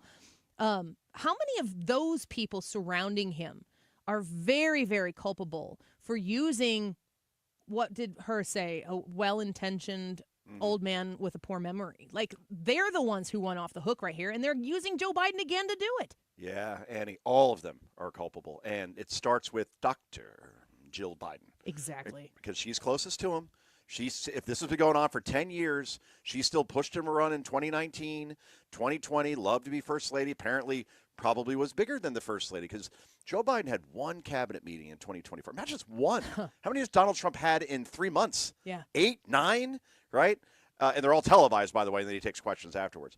And that's why I saw a poll out today, Trump approval 55%, which is quite remarkable. Most of his polls now are either around 50% or above, so quite the shift there. But, yeah, I mean, obviously, his son as well, Hunter, obviously Joe Biden provided protection in terms of, well, ultimately a blanket pardon. The Ron Klains of the world, this talentless hack who was Biden's chief of staff. But, again, all the people that gained power as a result of Joe Biden being this puppet for them, they're all culpable because they were thinking of themselves and not the country. And I get that it's hard when you're working for somebody and you got to sell them out. Basically, you'd be a rat, and who wants to be the rat? But in this case, the guy that you're ratting on basically was only mentally available for a couple of hours a day, and God forbid if a 2 a.m. phone call came in where he had to make a decision on his own.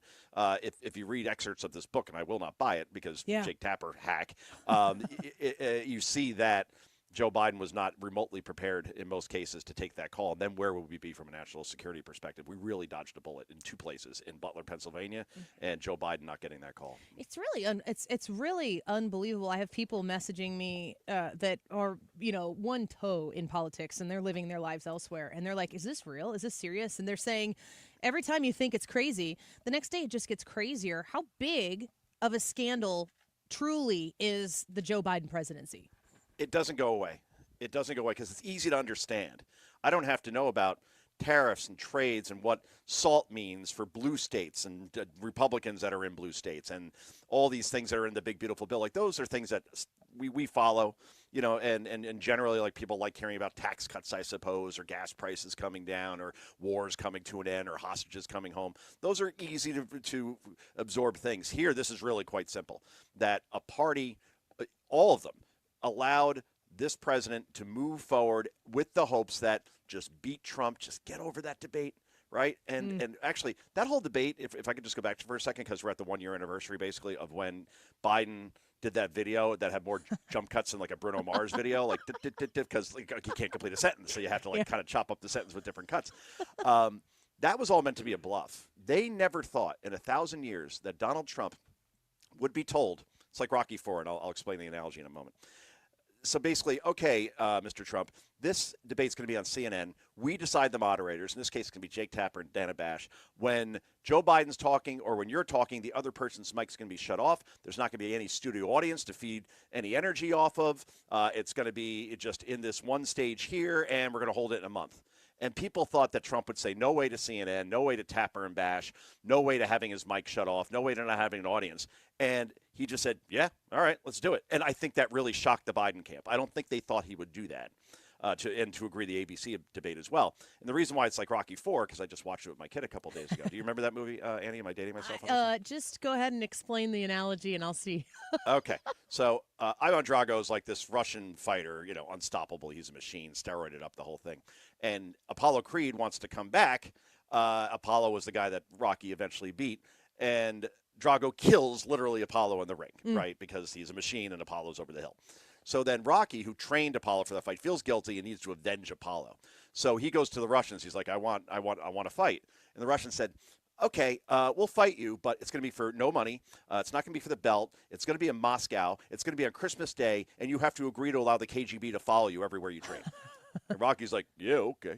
Yeah, and that was Trump. Yeah, exactly. Like, he's not going to agree to that. Anytime, anywhere, your Yeah. circumstances, let's go. And that was the end, because I think Trump knew he was on the right side of every argument. He knew what we knew as far as Biden's brain deteriorating, not to this point, the way it played out.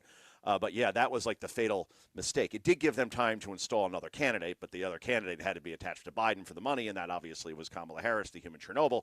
And we all saw how that worked out, Annie. Thank you. Yes, that was good. I want to ask you real quick about this LaMonica McIver, the congresswoman who has been charged now with a felony. She's supposed to surrender herself today. I don't know if she's done that quite yet. But Donald Trump said something at the Capitol when he was over trying to persuade the Republicans to come together and vote for the big beautiful bill. He said, "We're not playing. We're not doing this anymore." And that has definitely been the attitude he's had in his administration. But he said it again. There's been Hakeem Jeffries said, "Do not cross this line. Do not." And they're like, "We're crossing the line. We don't care what you say." And then when Trump comes out and says, that stuff doesn't matter anymore. You come out a police officer, this is what is going to end up happening. They're doing it in practice, and things that I think would be normally bigger headlines, they're not even catching wind in the news cycle as much as they could because there's so much going on with this administration. I just want to know your thoughts on McIver, what she did, and what she has coming to her. Well, that's New Jersey, and that's not far from where I am in Newark, New Jersey, where not only did they try to break down like the fences to an ICE facility, where if they just asked if they could go in, probably would have, they would have agreed to it in transparency. But instead, they wanted to put on a show. Right. They wanted to be arrested, right? And then she took it way too far by striking law enforcement. You do that, that's a line that no one likes, and Trump says no more, right? Just like no more with these MS-13 gangbangers who are human traffickers who beat their wives.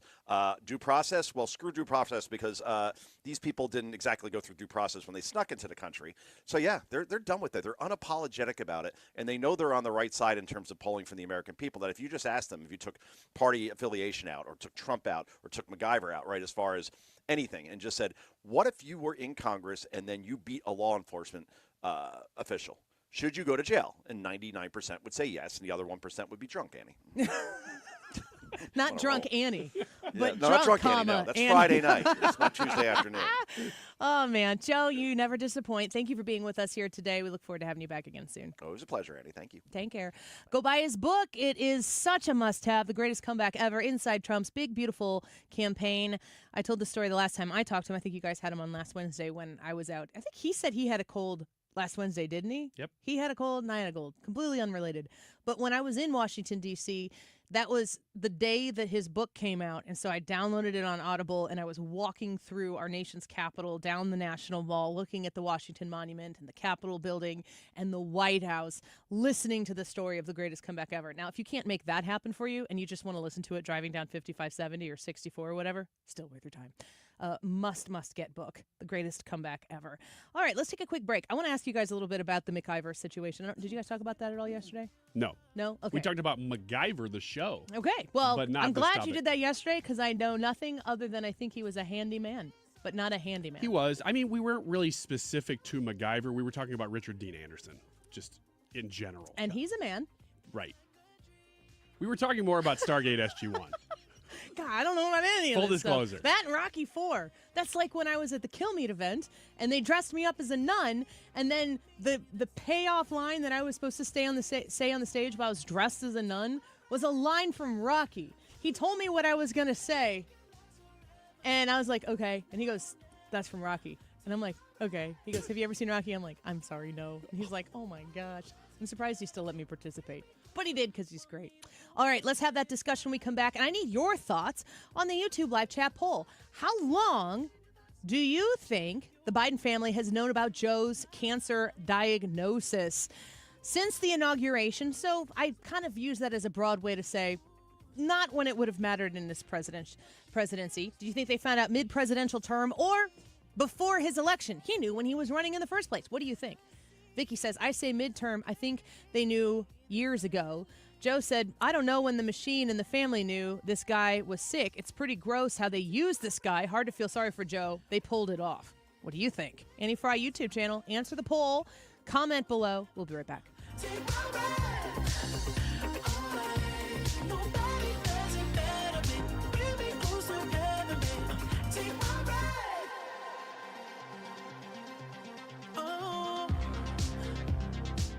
STS-armory.com. If you are looking for a firearm, if you need help with your FOID card, if you're trying to acquire your conceal and carry license, I highly, highly recommend STS Armory. That is where I most recently got my conceal and carry license renewed, and I encourage you to get to know Katie and Jesse there.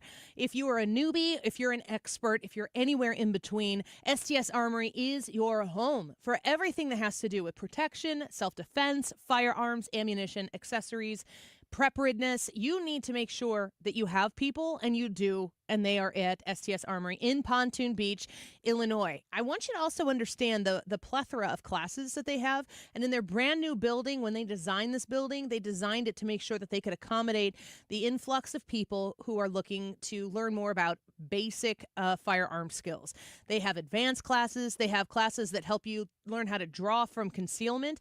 They know the very particulars, the details that are involved in being a responsible and educated firearm owner and operator, and you can play on that knowledge as well at STS Armory. STS-Armory.com.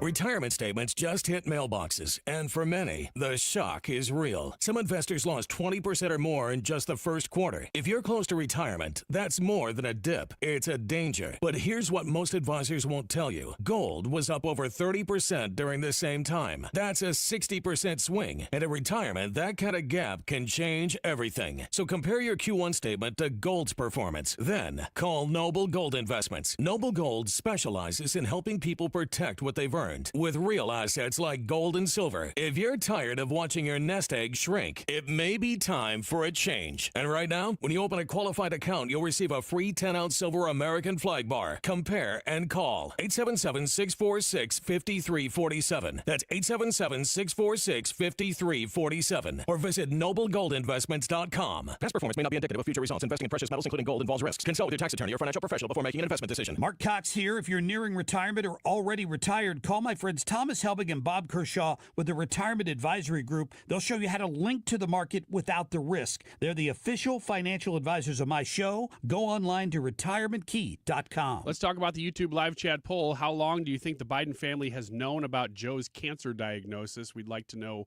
what you think, and you can let us know by logging on to YouTube, typing in Annie Fry, and then today's date along with the live stream will come up. That's where you can vote, and that's where you can comment on this subject. And we are going to talk about MacGyver in just a second. 147. This time check is sponsored by Jerry Kelly Heating and Air Conditioning. It's time for a $98 AC tune-up. Talk in action. Visit 971talk.com and see how you can help a neighbor in need. Mark Cox here. These storms were sudden and severe, but we can help. Find resources at 971talk.com. Let's rebuild together. Talk in action.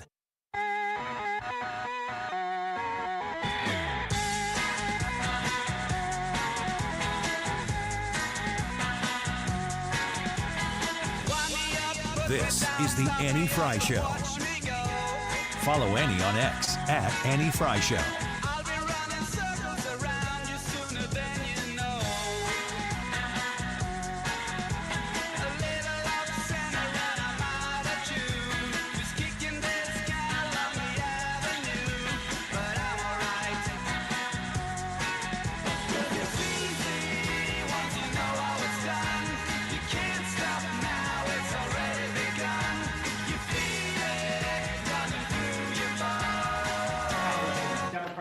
Oh, give me a break. Did you see her? She was out of control. Those days are over. The days of woke. The days of woke. No, I didn't. The days of woke are over.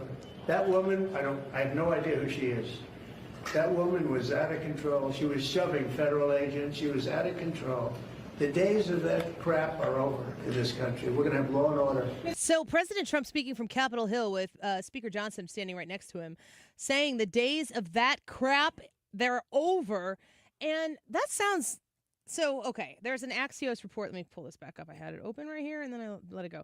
There is an Axios report out right now about what the House Democrats are going to do regarding these charges. Axios reports the top Democrat on the House Judiciary Committee plans to grill the Department of Justice on its decision to charge Representative LaMonica MacIver with assault on law enforcement, Axios has learned. Why it matters? Democrats have roundly condemned the charges as an intimidation effort aimed at chilling their oversight of the Trump administration deportation policies. Representative Jamie Raskin told Axios he will definitely be questioning the Justice Department on the decision-making behind the charges, potentially in the form of a letter. Ooh, letter? Which letter? The one that you take, and when you put it down on someone's desk, you go, and you slap it down on the desk, and then everyone goes, ooh. Ooh, oh, that kind of letter. I was hoping for like an R. An F. Or an F. You guys get an F! This is a fail! I just gave you a letter. Raskin said, quote, "It's a terribly troubling situation. It's an absolute assault on congressional powers." So bad assault on congressional powers, good assault on law enforcement.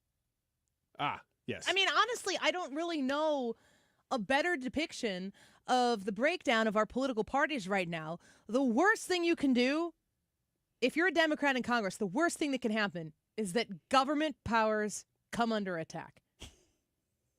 And in order to prove that, they will lay at the altar of disarray, chaos, violence, and drama-seeking behavior, of which a few Republicans are certainly capable of as well.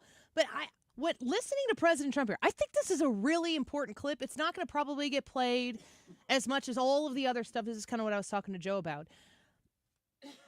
But listening to Donald Trump say, "We're done," and I quote, "with this woke crap," the wording there makes sense.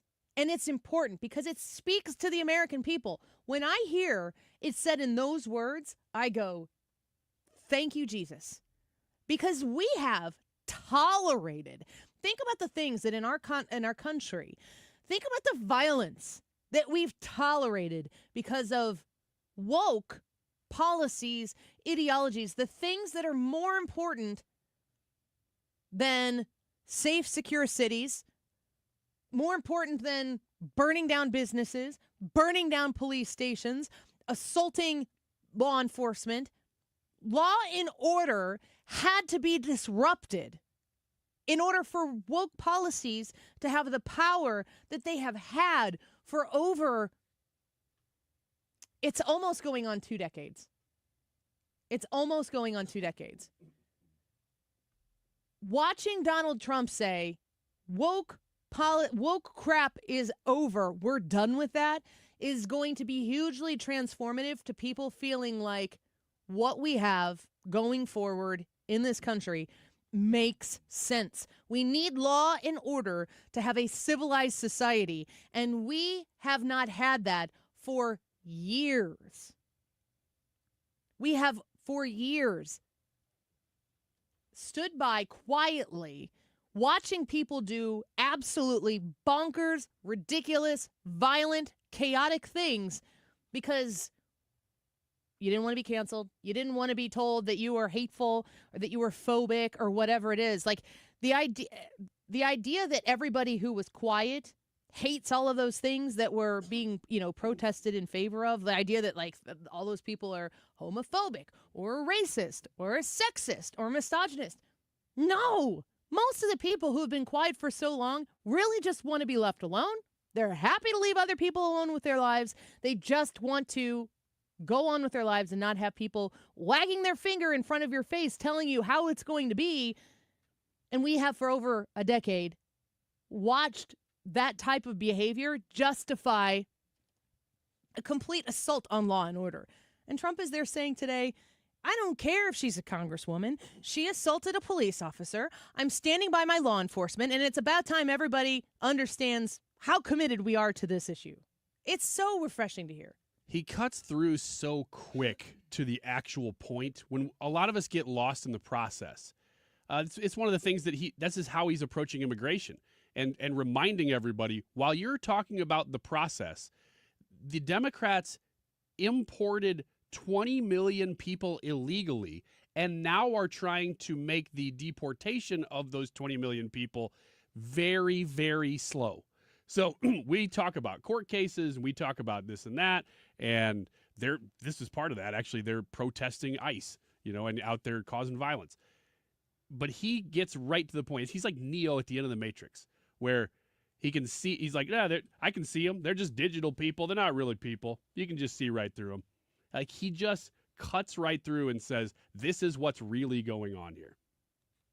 And also, the power that the left has wielded for these 2 decades, really leading into President Obama's successful 2008 campaign, the power has been initially enveloped under the idea of hope and change. What were we changing? What was Obama selling that we were changing in 2008? It seemed to me like it was a cry for racial yes equality. Which means that I'm not going to say that he doesn't believe it, but what he was selling was, I hear you, that if you are not, let's just say what it is, white, you have not had a fair shake in America, and if you elect me, I will make it so you do. And then he wraps his arms around anybody who's felt marginalized, along with the skin color discrepancy, with people who are non-white people. You get all of the other marginalized groups, and you create a coalition of people who have to scratch each other's backs in order to be successful and powerful. But Obama was effective in making people, I'm not going to say that people didn't feel victimized or didn't feel marginalized before Obama said it, but he made it the most important thing about people. The most valuable thing you have is your victimhood in that world, in that kind of society. And there are a lot of people, I mean, think about that. In 2008, we are coming up on people right now in halfway through 2025. That means that you were like 17 when Obama was elected, which means that existence that we, born in the mid-'80s, early 80s, we know something that existed before that. We understand because we have a lived experience where half of our life is before this victimhood hierarchy that we live in right now. We know what it was like to live in a world before that. And I really think that one of Donald Trump's greatest gifts to America can be that Martin Luther King Jr. ideology of content of character over color of skin. Not to marginalize people, but to prioritize people who are participating in the opportunity that exists in this country, and not boiling everything down to a demographical construct that you have no possibility to change. That victimhood of creating division among people with things that cannot be changed is only to manifest political power for people who don't want to surrender it. And look where it's gotten it, to the point where we have a congresswoman assaulting a police officer, a law enforcement officer, and Jamie Raskin is now saying we will not stand for her to be charged with exactly what they were charging J6ers for doing because they were in the wrong side of the party. They're hypocrites. They're all hypocrites. And you need someone to come out and insult the idea of wokeism. You need someone like Donald Trump to call it crap, because crap is what it is. Crap is exactly the explanation, the candor that we need when it comes to this woke world that we've been living in. It's crap. It's destroyed our country, and Donald Trump is making it great again. I think the cultural ramifications of what Donald Trump is doing are going to far outlast some of these political wins that he's implementing. I do too. He has broken down so many walls. People are so much less afraid of kind of walking on eggshells about everything anymore and just saying it like it is. And he's the best at it. Yeah. He's kind of like, well, yes, he's a maverick in that essence for sure. Go vote in the YouTube poll. We need your thoughts. How long do you think the Biden family has known about Joe's cancer diagnosis? Let us know what you think of the Annie Fry YouTube channel. We'll be right back. Don't go away.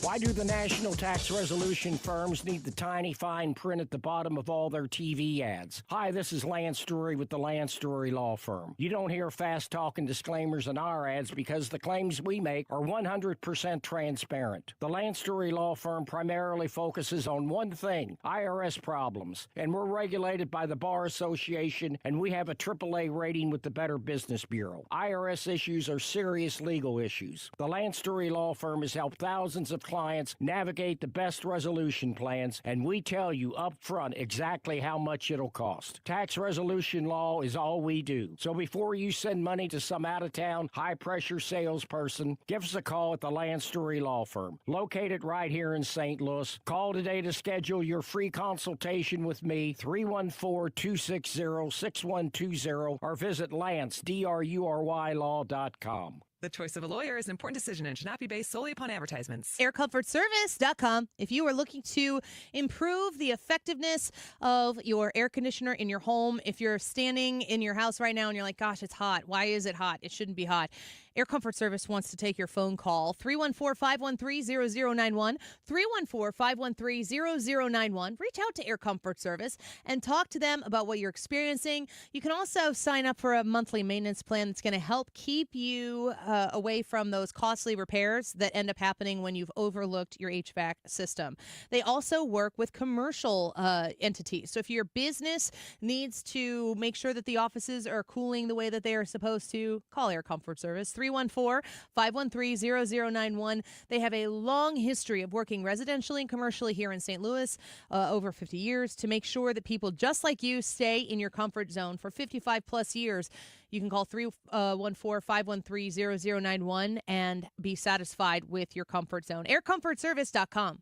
Do you owe $10,000 or more in credit card debt or personal loans? With credit card debt at all-time highs, Debt Relief Advocates is urgently notifying consumers of debt relief now being made available, designed to aid consumers with out-of-control credit card debt. Those who qualify and enroll for this relief program will only have to pay back a fraction of what they owe. This is not bankruptcy or a debt consolidation loan. This is a relief program that credit card companies would rather you not know about, as it ends your debt nightmare and saves you lots of money. Consumers owing at least $10,000 in credit card debt or personal loans can now take advantage of this debt relief as the cost of living skyrockets. Debt Relief Advocates has established a relief hotline for you to call to learn what debt reduction you may qualify for, so don't wait. For this free information, call the Relief Hotline at 800-525-9369. 800-525-9369. 800-525-9369. KFTK FM Florissant from the Kaufman Townsley St. Louis's Injury Lawyers Studio. Call 314-500-5000. That's 314-500-5000. All on the free Odyssey app. Golden Dome reveal. I'm Lisa Brady, Fox News. President Trump and Defense Secretary Pete Hegseth are set to announce Pentagon recommendations for a possible missile defense system. The president has been very impressed with the Iron Dome system. That's the missile defense system that protected Israel from short and medium range missiles fired from Iran last year. That missile defense shield protected the population of Israel, but Israel is the size of New Jersey. This would be much larger and be space-based for the United States. Fox's Jennifer Griffin at the Pentagon. Fox News also learning that Elon Musk's SpaceX is one of 3 companies pitching ideas to Hegseth, something Democrats argue could amount to a conflict of interest because of Musk's work with the Trump administration. Cost could be another contentious issue. The Congressional Budget Office estimate is up to $500 billion over 20 years. This at a time when some Republicans are concerned about spending levels and still on the fence about a bill to advance much of the president's agenda, even after he met behind closed doors with the GOP House Conference earlier today. Spellbinding. That's what Mark Amodei of Nevada said about the president's performance.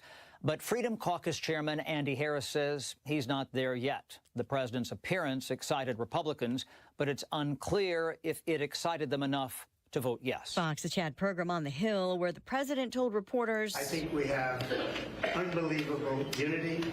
I think we're going to get everything we want. And I think we're going to have a great victory. He's also pledging again that Medicaid will be left alone, except for waste, fraud, and abuse. Democrats say cuts will end up stripping Medicaid benefits. Just getting word, the U.S. Supreme Court is ordering the state house in Maine to restore the vote of a Republican lawmaker censured after a transgender teen athlete was identified online. The order's temporary as lower courts deal with the case. America is listening to Fox News.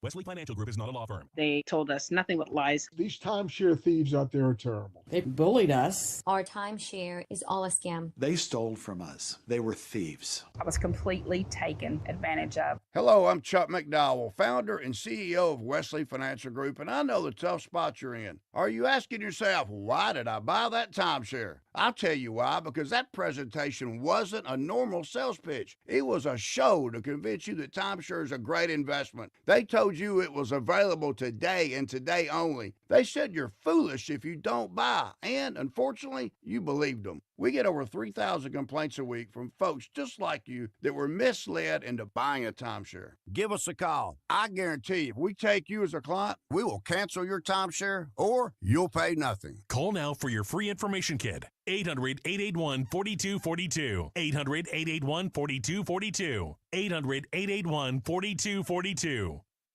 Air Comfort Service, heating, cooling, and insulation, weather. We continue to keep an eye on the sky for some scattered showers and thunderstorms. Best chance for severe weather late this afternoon into the evening. 79 for the high. A couple of fast fading shower and thunderstorm activity early in the evening. Otherwise, partly cloudy, 55. We cool down the next couple of days after that. Wednesday, a mix of clouds and sunshine. 65. Thursday, sunny and 66. This is 97.1 FM Talk. Chief Meteorologist Dave Murray. TheDittamoreGroup.com is the website. If you're looking to buy or sell in the listening area, please consider hiring the Dittamore Group. They're the best. And they are hustling every single day. This is what they do. They're the experts, the number one team in the number one office in the Metro East. Their accolades precede their name. When you hear the Dittamore Group, you know that you're dealing with people who know what they're doing. If you're looking to buy, that means you might be looking to sell. You call 618-531-4652, 618-531-4652, and go with a name you can trust. The Dittamore Group has a great team with Tammy, Zach, Pat, Abby, and Trisha all waiting to work with you to maximize your experience of listing your home, to working with people who are going to best position you for success, to have a great sale, to do it in a timely fashion, to even start initially having that conversation. You're going to enjoy these people for the first foremost. But if you have even the inkling that you might be looking to list, you've heard up and down crazy things about the market, where does your home fall? What could you get for it? You call the Dittamore Group and you start that conversation, no obligation whatsoever. In Missouri and Illinois, of course, 618-531-4652, thedittamore.com. Your home is your sanctuary. Get the peace of mind you deserve with a free estimate on a Generac home standby generator from Generator Supercenter. They're the nation's #1 Generac generator dealer. With expert installation and 24-hour monitoring, Generator Supercenter won't leave you in the dark. Financing is available. Take control of your power today with Generator Supercenter of St. Louis. Call 314-499-2020. That's 499-2020 or GeneratorSupercenterofStLouis.com. That's GeneratorSupercenterofStLouis.com. Here's the hard truth. Every 6 years, your dollar loses half its buying power. That means a $100,000 savings account today could feel like $50,000 by 2031. And you see it every time you fill up your tank, buy groceries, or pay the bills. Prices are up. Your dollar is down. But there's a simple way to protect the value of your savings with something real, something proven. Gold, an asset that holds its value over time. That's why I trust Noble Gold Investments. They make it simple to protect your savings with physical gold or silver. No high-pressure sales, no call centers. Just honest guidance, one-on-one support, and transparent pricing. And right now, when you open a qualified account, Noble Gold will send you a free 10-ounce silver American flag bar as a thank you. Head to NobleGoldInvestments.com today to learn more. That's NobleGoldInvestments.com. Past performance may not be indicative of future results. Investing in precious metals, including gold, involves risks. Consult with your tax attorney or financial professional before making an investment decision. Brought to you by Progressive Insurance. Progressive can help you protect your home, auto, boat, motorcycle, ATV, RV, and more. And if something wasn't mentioned that you had in mind, find out if it can be covered at Progressive.com or 1-800-PROGRESSIVE, because it probably can be. That is exactly what I needed to hear. Thank God someone here knows what they're talking about. That's us. That's right. Gotta love this American ride. All right, you need to take the time and get the full picture.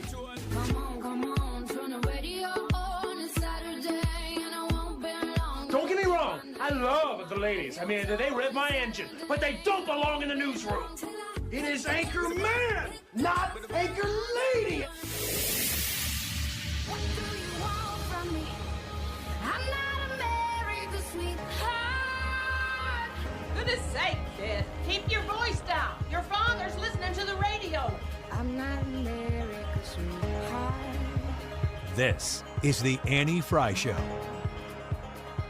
Welcome back to the Annie Fry Show. Today's YouTube live chat poll you can find on the Annie Fry YouTube channel where we broadcast every day. You can always catch the show afterwards, of course, on our podcast, which you can find at anniefryshow.com/podcast, on the Odyssey app, which I know a lot of you use the Odyssey app to stream us. AUDACY, crystal clear connection to 97.1 FM Talk all day. Podcasts are there as well, but you can also watch the show on our YouTube channel after the show, during the show. We're asking you the question, how long do you think the Biden family has known about Joe's cancer diagnosis?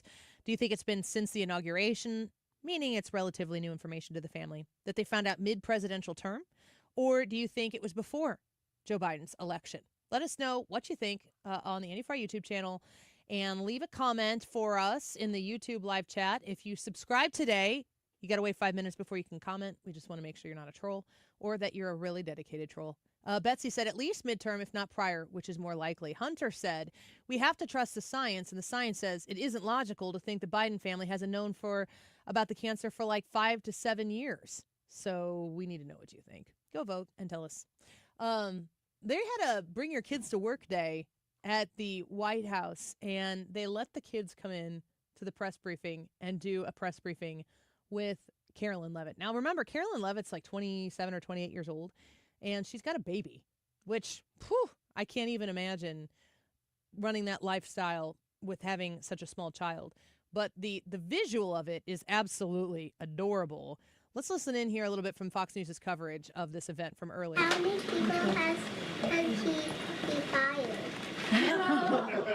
Actually, we have not had anyone fired, with the exception of one individual who did leave their job. What's Donald Trump's favorite ice cream? He wants to know. Ooh.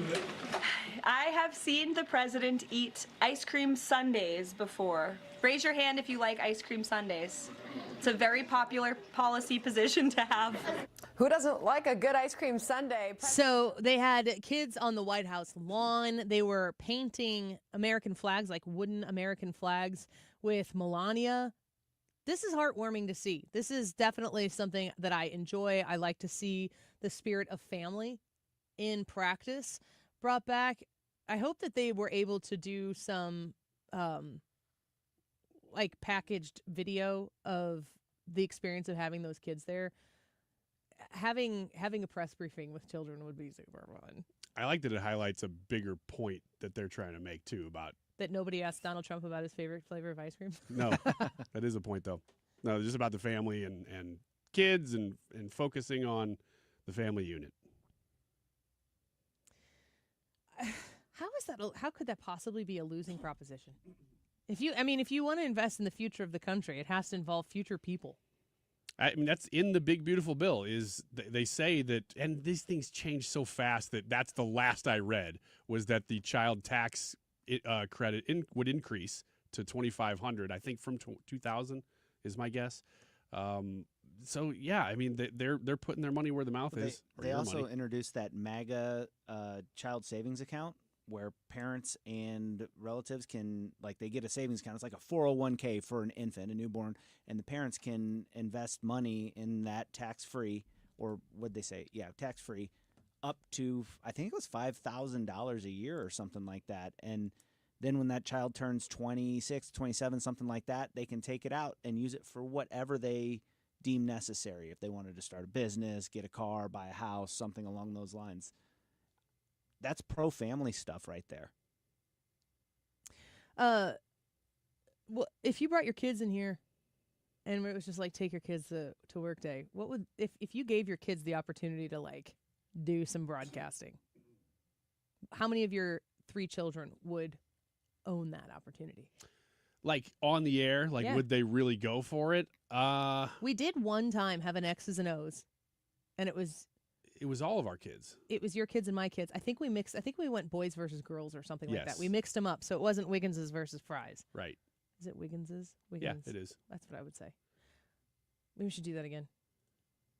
Oh, the X's and O's? With the kids. Well, it's almost summer, so yeah, we could do it soon. Maybe around Father's Day when we're all back. I know that my daughter is the most has the most showmanship.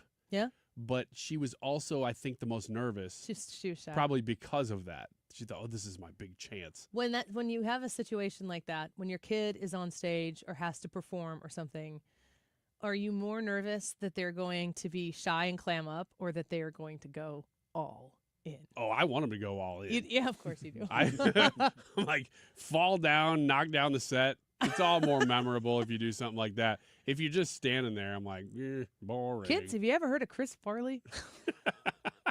we have a giveaway table here. You just fall into it, pretend like it was real. You know, the first time he did that was not a giveaway table. It just broke. It was just a table, and he broke it. When he was a motivational when he was speaker? the motivational speaker. Now, every time after that, it was a breakable table. I loved watching him do skits like that, and like David Spade. I can't remember who the female was who was sitting next to David Spade, but David Spade was one of his kids, one of the teens. And I love watching them, knowing that they are professional comedians. Like, they understand the importance of adhering to the bit, and they can't. It was Christina Applegate. Oh, yeah. I guess she was the host. She would have been the host in the first one. I mean, just watching somebody like that, especially with, I would think you're an SNL fan. It's safe to say, right? Yeah, absolutely. Chris Farley, Will Ferrell, like, who are the people who overcommit to the bit and get the rest of the cast to crack the most over the course of the years? Like Chris Farley, when he comes out, I would assume that you have an idea, you know what the sketch is supposed to be, and you know that Chris Farley is in it, and that his performance is the heartbeat of selling this thing, and you know he's not going to hold anything back. Will Ferrell is the same. Like the cowbell, I just watched, it was a YouTube short, which YouTube shorts, or just shorts in general, are getting less short. Sometimes I'll look at a short and it's like 3.5 minutes, and I'm like, this could have been 6 videos.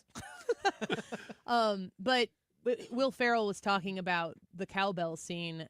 What's that? Blue Oyster? Yeah, Blue Oyster Cult song. Don't Fear the Reaper. Don't Fear the Reaper.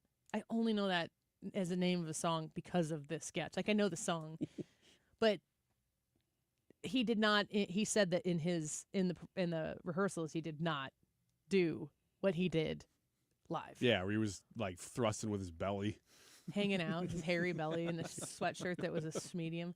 Who are other comics that you can think of that would be given the opportunity to go do that, and that their performance would be 110%? Well, I was never a huge fan of him, but Robin Williams was one of them.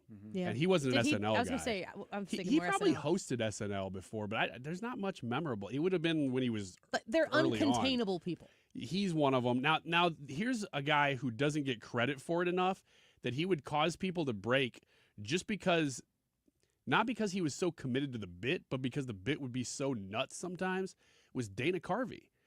Yeah. There were certain sketches. Now, he's also a really, I don't want to say scripted guy, but you can tell when he would go on late night shows that they had questions ready for him that he would be feeding to them so he could go into material. And that's fine. That was the way he did it. But he also would, when he was doing that material in sketches, there's a sketch in particular called Massive Head Wound Harry, where the whole premise of the sketch is that he just shows up at a party and he's just got this big bloody scab wound all over his head that's bleeding. And he just is like oblivious to the fact that it's there, but his name is Massive Head Wound Harry, so it's always there.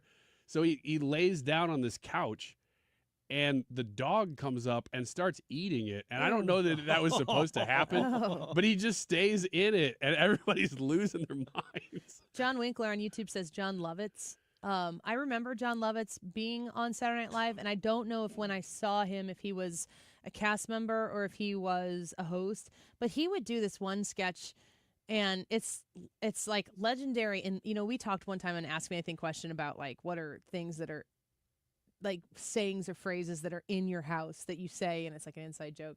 But he was in this like red velvet robe, and he was an actor. And I think he was maybe with who played the Nutty Professor? Eddie Murphy. Eddie Murphy. I think Eddie Murphy was maybe in that scene. I don't know. But John Lovitz was an actor.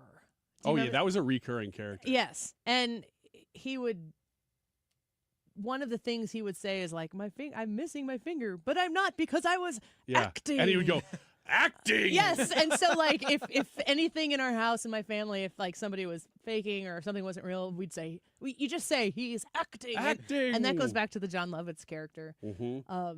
I think that the Catholic schoolgirl, what's her name? Molly Shannon. She went for it every time. She's kind of somebody who I don't know that people like her effect is not the Will Ferrell effect, but not very many people are, or the Chris Farley effect. But she definitely.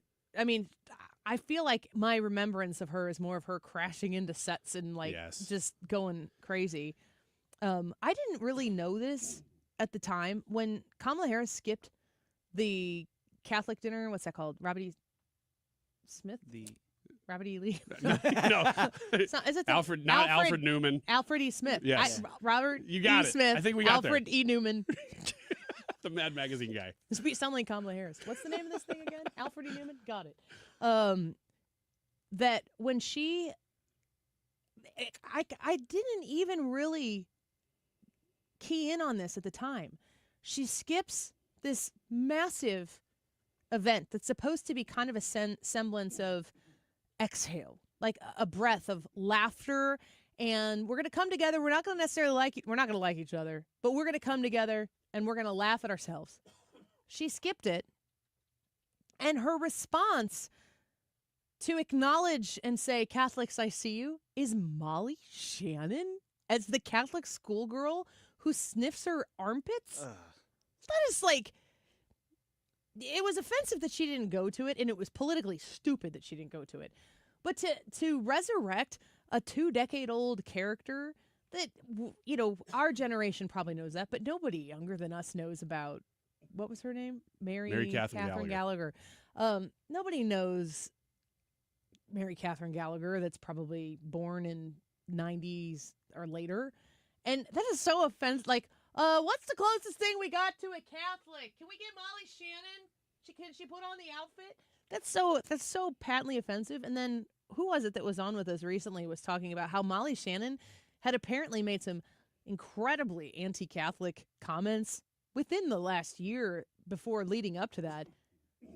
Just another page in a huge chapter book of dumb decisions made by Kamala Harris was something that it didn't even work. That bit just didn't work. I never liked the Mary Catherine Gallagher thing. The thing is about Molly Shannon is she could be funny sometimes, but when she did the over-the-top stuff, it was like, you know, you ever been to a party or been around a group of people in college where somebody's really funny, but then you got your other friend who just shows up at the party wearing like a G-string, and you're like, that doesn't take any talent. Right, and I don't go to the same parties that you go it's to. so bold.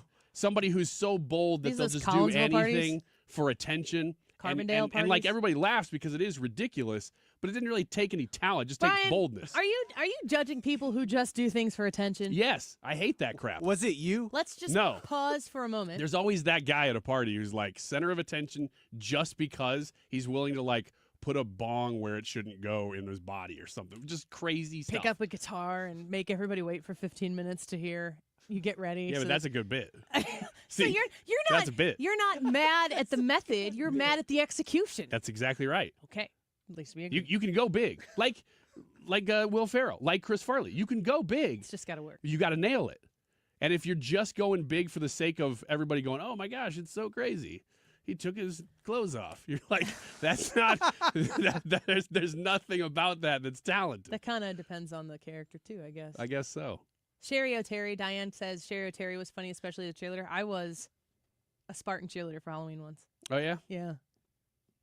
Did you do the Superstar? No. The Superstar was Mary Catherine Gallagher. Superstar. She did something. She did. What did they would always say something at the end, and they would just like they'd go H.E. Barringer or whatever. Like it would just be nothing. Yes, I did that. I just don't remember what it was. But I actually sewed the skirt with my grandma that I wore for that costume. Got a red Hanes sweatshirt and some felt and put Spartans across, and we sewed a pleated white cheerleader skirt with my grandma. Did you have a Will Ferrell with you, or were you just Sherry O'Terry? My friend went as another cheerleader. Yeah.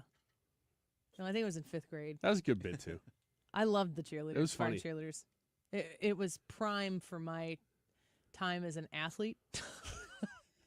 depiction of what I I don't want to offend people who like cheerleading. I'm trying to be nice. I get it. I understand. Don't worry. Just go at it. I was a prom, so I don't care. Girl basketball players have their own reputation. Have you guys talked about Caitlyn Clark and Angel Reese? No. I can't imagine you did. We did not. Do you know about the latest dust-up? Yes. Do you? Yeah. Let's talk about it just briefly when we come back. Vote in the poll as well. How long do you think the Biden family has known about Joe's cancer diagnosis? Hit us up on the Annie Fry YouTube channel. Last I checked, I think I still have it up here. Doop-be-doo. Maybe not. We are 26 people away from 12,000 subscribers on YouTube, which means that you could be the person who puts us over before the end of the show to 12,000 YouTube subscribers, would you? We'd love to have you. Come to the Annie Fry, F-R-E-Y YouTube channel and subscribe. You don't have to vote in the poll. You don't have to comment. Just subscribe. Get us over 12,000. We'd love to have you. But you could vote in the poll, and you could comment. We'll be right back. This is the Annie Fry Show. The Annie Fry Show is streaming online. Watch us live on YouTube and subscribe. RulerFoods.com, the no-brainer. Getting a grocery cart that you can afford starts at Ruler Foods, and there's a Ruler Foods near you. Did you know that? You need to go to RulerFoods.com, type in your zip code at that website, and you can see all the ones that are available in the bi-state area. I am looking for every opportunity I can to save money anywhere that it counts, and a repeat place, a repeat expense that you have, like your grocery bill. Grocery, that's an old-fashioned word, isn't it? Why are you smiling? What are you smiling about over there? Nothing. Ruler Foods? I am smiling about groceries. I love grocery shopping. You're not smiling about groceries. I totally am. I'm invested in the moment. You are? Yeah. You shop at Ruler Foods. I go there like twice a week. Do you smile walking through the aisles at Ruler Foods? Not this big. I might have also been looking at something online that made me laugh. Yeah, also. But if you smile like that while you're walking through the aisles at Ruler Foods, I don't know if that's going to do much for people wanting to go. They'd be like, man, that guy is really excited about 99-cent hot dogs. Oh, man. Save on your grocery cart when you shop at Ruler Foods. Those name brands that you love, you can find them at Ruler Foods. You can also find Kroger brands at Ruler Foods prices. You will not be disappointed when you give them that first opportunity to earn your business back. Check them out online first. You can also schedule those savings to be delivered to your door. It's all at RulerFoods.com. I'm Emma Greed, and I've spent the last 20 years building, running, and investing in some incredible businesses. The more success I've had, the more people started coming to me with questions. How do you start a business? How do you raise money? How do I bounce back from failure? On my new podcast, Aspire with Emma Greed, I'll be answering these questions and more through weekly conversations with the smartest minds out there. Listen to and follow Aspire with Emma Greed, an Odyssey podcast, available now, wherever you get your podcasts. I'm John Morgan of Morgan & Morgan. We recently received a call from an injured person. The insurance company had offered them $11,000. We took the case over and got more than $2 million in court. Morgan & Morgan. Visit forthepeople.com for an office near you. Mizzou football is here to stay. After an undefeated home season and a second straight 10-win year, the Tigers are looking for more in 2025. Eli and the boys have done it again. With a top 10 transfer portal class and a strong home schedule highlighted by Kansas, Alabama, South Carolina, and Texas A&M, you don't want to miss out. Get your spot in line by joining the season ticket waitlist at mutigers.com/FB waitlist. MIZ.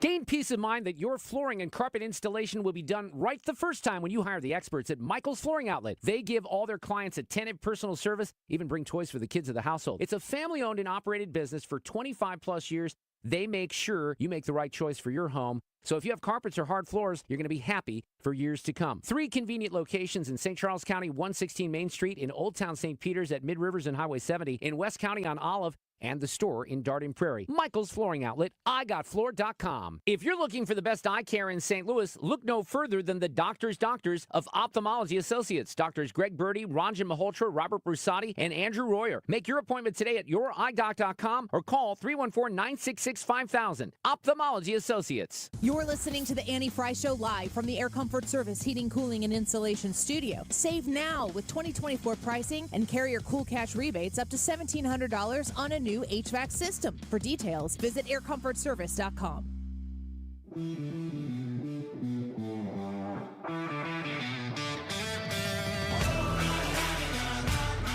You're listening to The Annie Fry Show. Find the podcast, on-demand audio, and more at 971talk.com/Annie.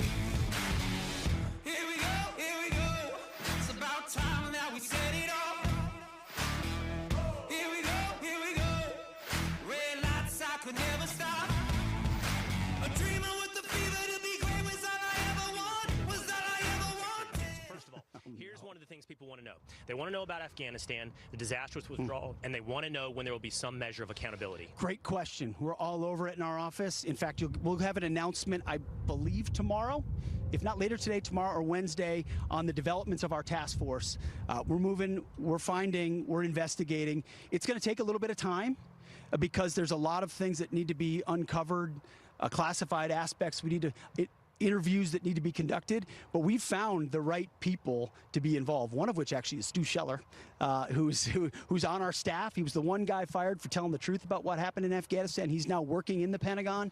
That task force will be led by Sean Parnell, who's our Pentagon spokesman. Great guy at the heart of it. So more to come on that, but it may take into 2026, if I'm being honest about it, to really uncover everything, but there will be accountability. We're committed to it. We will not leave a single stone unturned. Speaking of So Pete Hegseth, the defense secretary, one of the people who it seems like the left just absolutely detests. I don't know why they're so picky about him.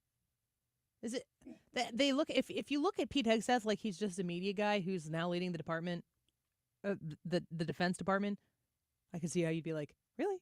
But that's not what he is. He got into media because of his experience. Toxic masculinity. That's why I don't like him. They don't. I didn't say I. They. I was just say I'm a fan. Yeah, I like him. I'm a fan of toxic masculinity as the left describes it. Yeah. I do think toxic masculinity exists, but it's not the political explanation of toxic masculinity. No, we need men to be men. Would you say that I am toxically masculine? I don't know what you want me to say here. It's just a question. No. Good. Thank you. You're welcome. Thank you. I'm much more respectful than toxic. I am super masculine. So Would you say Brad is toxically masculine? Yeah.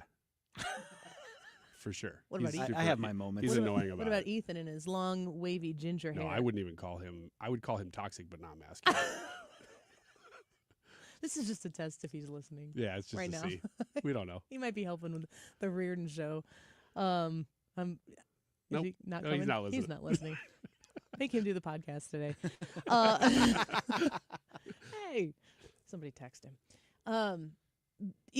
The checks that are going to happen with the Joe Biden department or the Joe Biden presidency. Listen, this is why this is so important. What we know now with verifiable evidence is that the president has not been with his wits for a period of time in his presidency. Now, we were saying that during his presidency. Like, come on, this is unbelievable. I remember saying during his presidency, if we came to work and we got the news that he had passed away in his sleep, it couldn't actually be shocking. It wouldn't be like, like if J.D. Vance is the president, if Marco Rubio is the president and that ends up happening, that would be shocking. But for Joe Biden, and I mean, honestly, Donald Trump is in his late 70s. He seems incredibly healthy. I think it would be a lot more shocking if that happened with President Trump. But Joe Biden's health and deterioration mentally and physically would not be a surprising development for the American people to hear that news. It would be sad for a lot of people. It would be very concerning for the future of the country, especially if Kamala Harris was going to become the president. But we know that he wasn't in charge of his faculties or his administration. So we have a lot of questions to answer. We need determination on how much involvement did the person who was elected by the American people, how much was he in charge? How much of the decision-making was his? And how much of the decision-making was being done without his knowledge or even consultation because he was not in a position to actually be consulted? The investigation, what we're hearing from Defense Secretary Pete Hegseth into the Afghanistan withdrawal, that is something that verifiably, factually cost American lives. American lives of people from right here in St. Louis died because of what Joe Biden or the people who are advising him or advising in his place, because of what they decided. All of these things need to be rooted out. You know, when it comes to the YouTube live chat poll, which I'd love for you to come vote and tell us what you think right now, how long do you think the Biden family has known about Joe's cancer diagnosis? The fact that the cancer diagnosis is being revealed the week before Jake Tapper's book is completely available to everybody. And of course, the question, the leading story that is being asked on media outlets of all kinds is, oh my gosh, how bad was it? Who knew what? When did they know it? All of these questions are happening. It makes sense to me.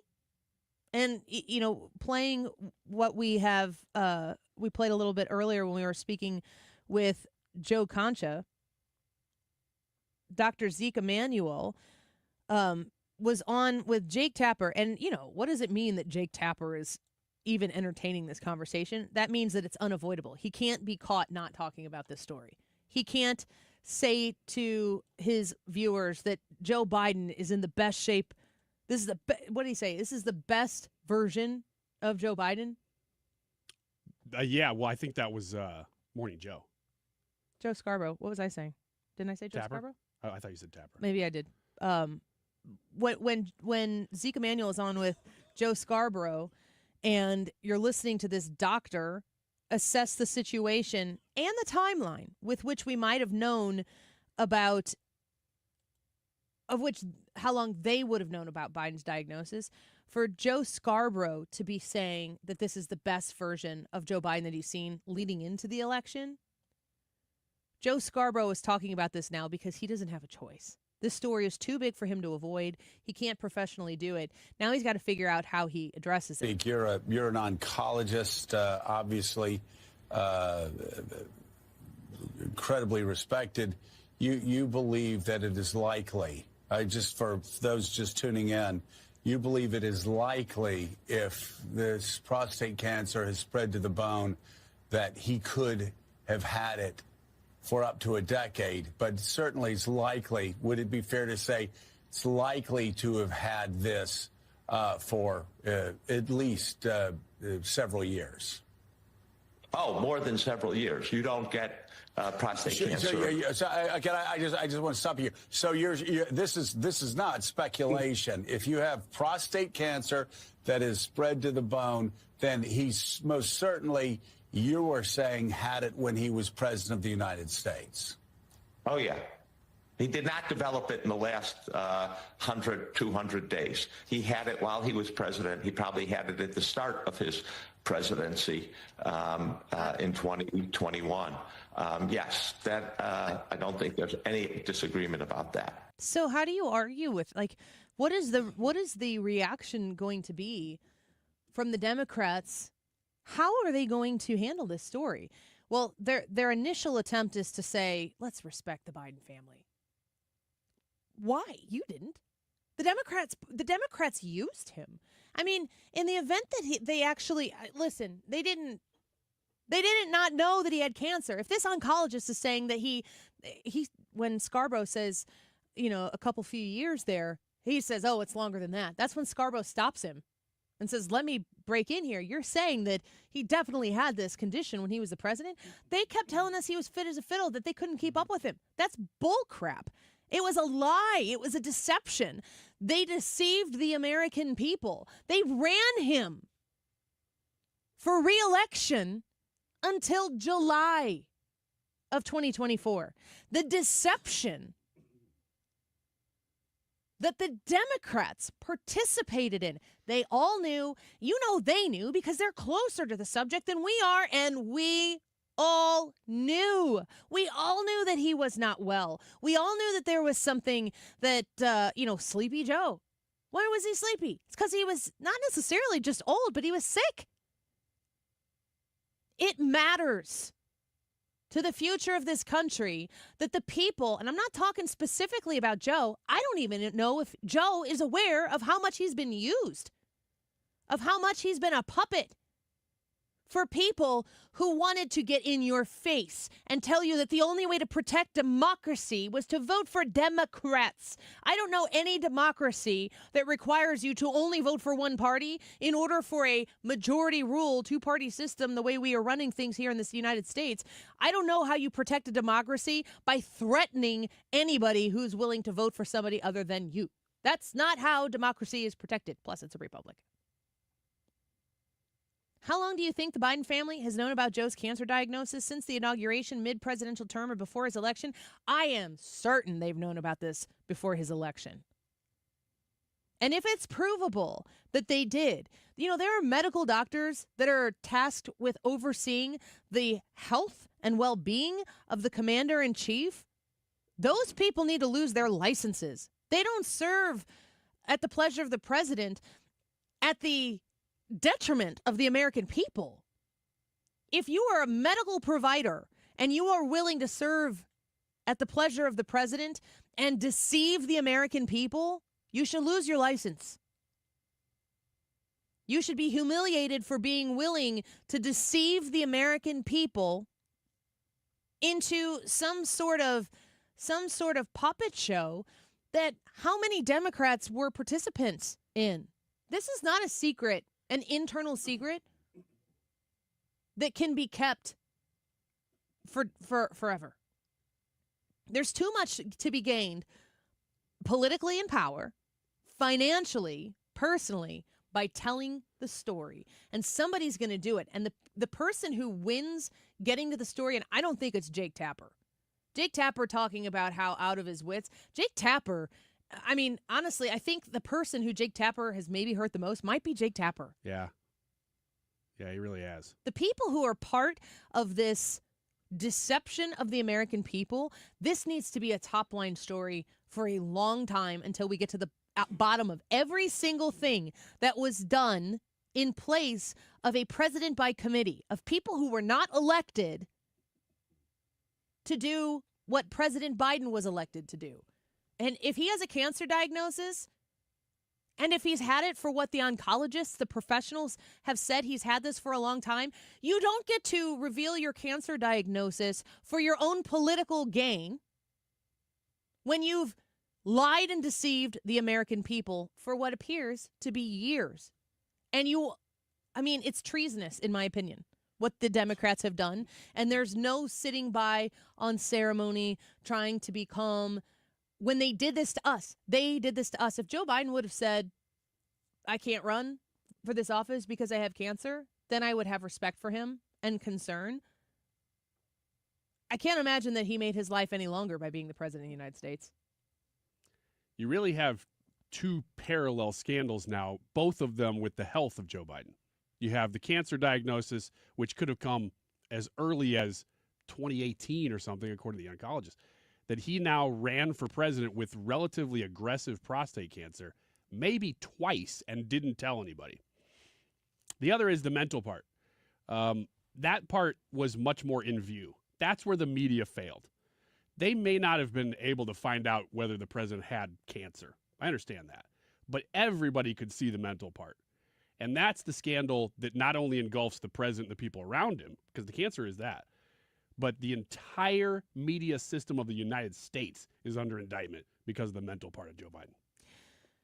Let me just pro tip here when you're discussing these types of issues with people in your circle. When you are saying about Joe Biden, when you are pointing out the deception, the willful, intentional deception of the American people for the purpose of retaining and gaining political power, not for the betterment of the United States of America. You can't sell me on the idea that what they were doing was trying to save America, because this version of America, in a popular vote sense, the people of America said, nope, we would like the other option. Even if we've thought we would never vote for this guy ever, we will take the risk with the other guy because this isn't it. When you are pointing out and you are righteously disgusted with what Joe Biden and Jill Biden, more than Joe, in my opinion, and the people surrounding Joe, when you are disgusted with what they have done and you are calling it into question and you are publicly making that known, When people come back and say, what secrets is conservative media keeping about Trump? If you have people who support the other party and they're coming in and asking, okay, what secrets is the conservative media keeping about Trump? You've already won the argument. When they won't address the issue at hand, when they won't engage in the discussion that is taking place, what they're doing is not denouncing what you're saying.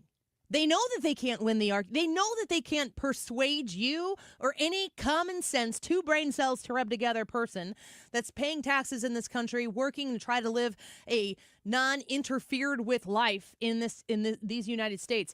When they know that they can't make any person who has a thinking brain of their own say, well, I don't know, maybe Joe was just doing what he thought was best for the country, and the Democrats, they really love America and they really want to help the marginalized people, and when it's not about saying, no, I think you're wrong with your point, Annie. I don't think that Joe Biden was mentally incapacitated. I don't think Joe Biden was sick. I think Joe Biden did a great job. When that isn't the counter argument to, I think that the Democrats just tried to participate in a coup and maybe successfully did it. It might even be treasonous. If the argument to that isn't, no, Annie, you're wrong, and here's why. If the argument has anything to do with, but what about Trump? You won. That's how you know. Put the trophy on your mantle for people to see. And then when they come over, you can point to it and say, this is the argument I won with a liberal who wouldn't even fight me on it because he knew I was right. Let's take a quick break. YouTube live chat poll results. When we come back, don't go away.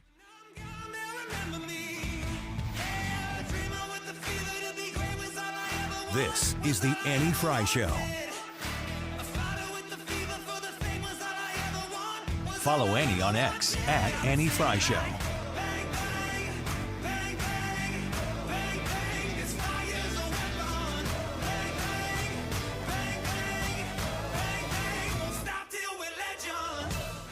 The Diamond Shop. What a happy place to go visit. TheDiamondShop.net is the website. You can learn a little bit about them right now when you go online and just see some of the things that they're known for. They do jewelry, of course. Beautiful, timeless jewelry that you can save right now, especially for graduates. It's a great time to go. A watch is a great gift for a graduate.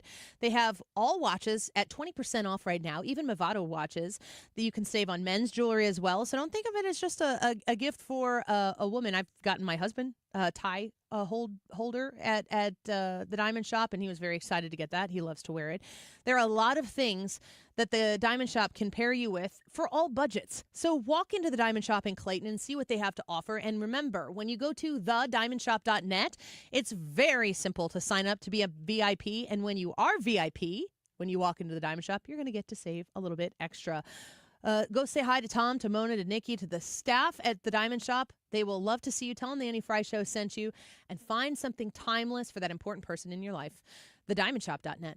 Just a reminder to have your air conditioner checked for the summer so you don't have a mishap and it goes down in the hottest day of the year. But it's always best to have it done. Call us, and we'll be more than happy to come out there and check it for you. And like always, if you're having your furnace checked by another company and you are told that this is the year you need to replace it, call me for a second opinion. The 0% interest is still available on most brands. Save your cash and keep your credit cards open and away from those high rates. Call me. You'll be glad you did. Bart Inman, one easy number in Missouri and Illinois. The easiest. It is 314-293-2600. Or on the website, bartinman.com. Now that's Bart with a B, Inman with an I.com. God bless. Do you ever wonder if you've saved enough money to retire? Well, you can find out how you can make your money go a lot further in retirement in a 3-hour adult education class called Retirement Planning 101. Hey, it's Sue Thomas, and this is a one-night class. It's taught by a fiduciary advisor from Financial and Tax Architects. They have decades of financial planning experience, and they hold these at colleges and libraries throughout St. Louis. You will learn about reducing your taxes, maximizing your Social Security income, paying for health care, all of it. And there's no cost. Just bring 3 canned goods for St. Louis Crisis Nursery. Now, there are a handful of openings for the classes this month and next. Just register by calling 314-947-2012. 314-947-2012. It's the Sue Thomas number, 314-947-2012. If you owe the IRS, you have a legal issue, and you need the Lance Drury Law Firm. We'll protect your rights. Log on at lancedrurylaw.com or call us toll-free at 888-367-6512. How long do you think the Biden family has known about Joe's cancer diagnosis? The three options we gave you are since the inauguration, the first one, since the presidential midterm, or before the first election. The time, what's that? Before his election. Okay, before his election. That's right. 2:47. This time check is sponsored by Jerry Kelly Heating and Air Conditioning. It's time for a $98 AC tune-up. Hey, good afternoon. It's Mark Reardon getting set to go here after 3. So let me see if I get this straight. The mayor says it was human error. Somebody wasn't there to press the button on the sirens on Friday. We're going to talk about it. It all gets rolling here after Fox News at 3.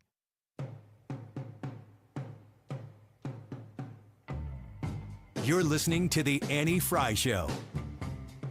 The Annie Fry Show is streaming online. Watch us live on YouTube and subscribe.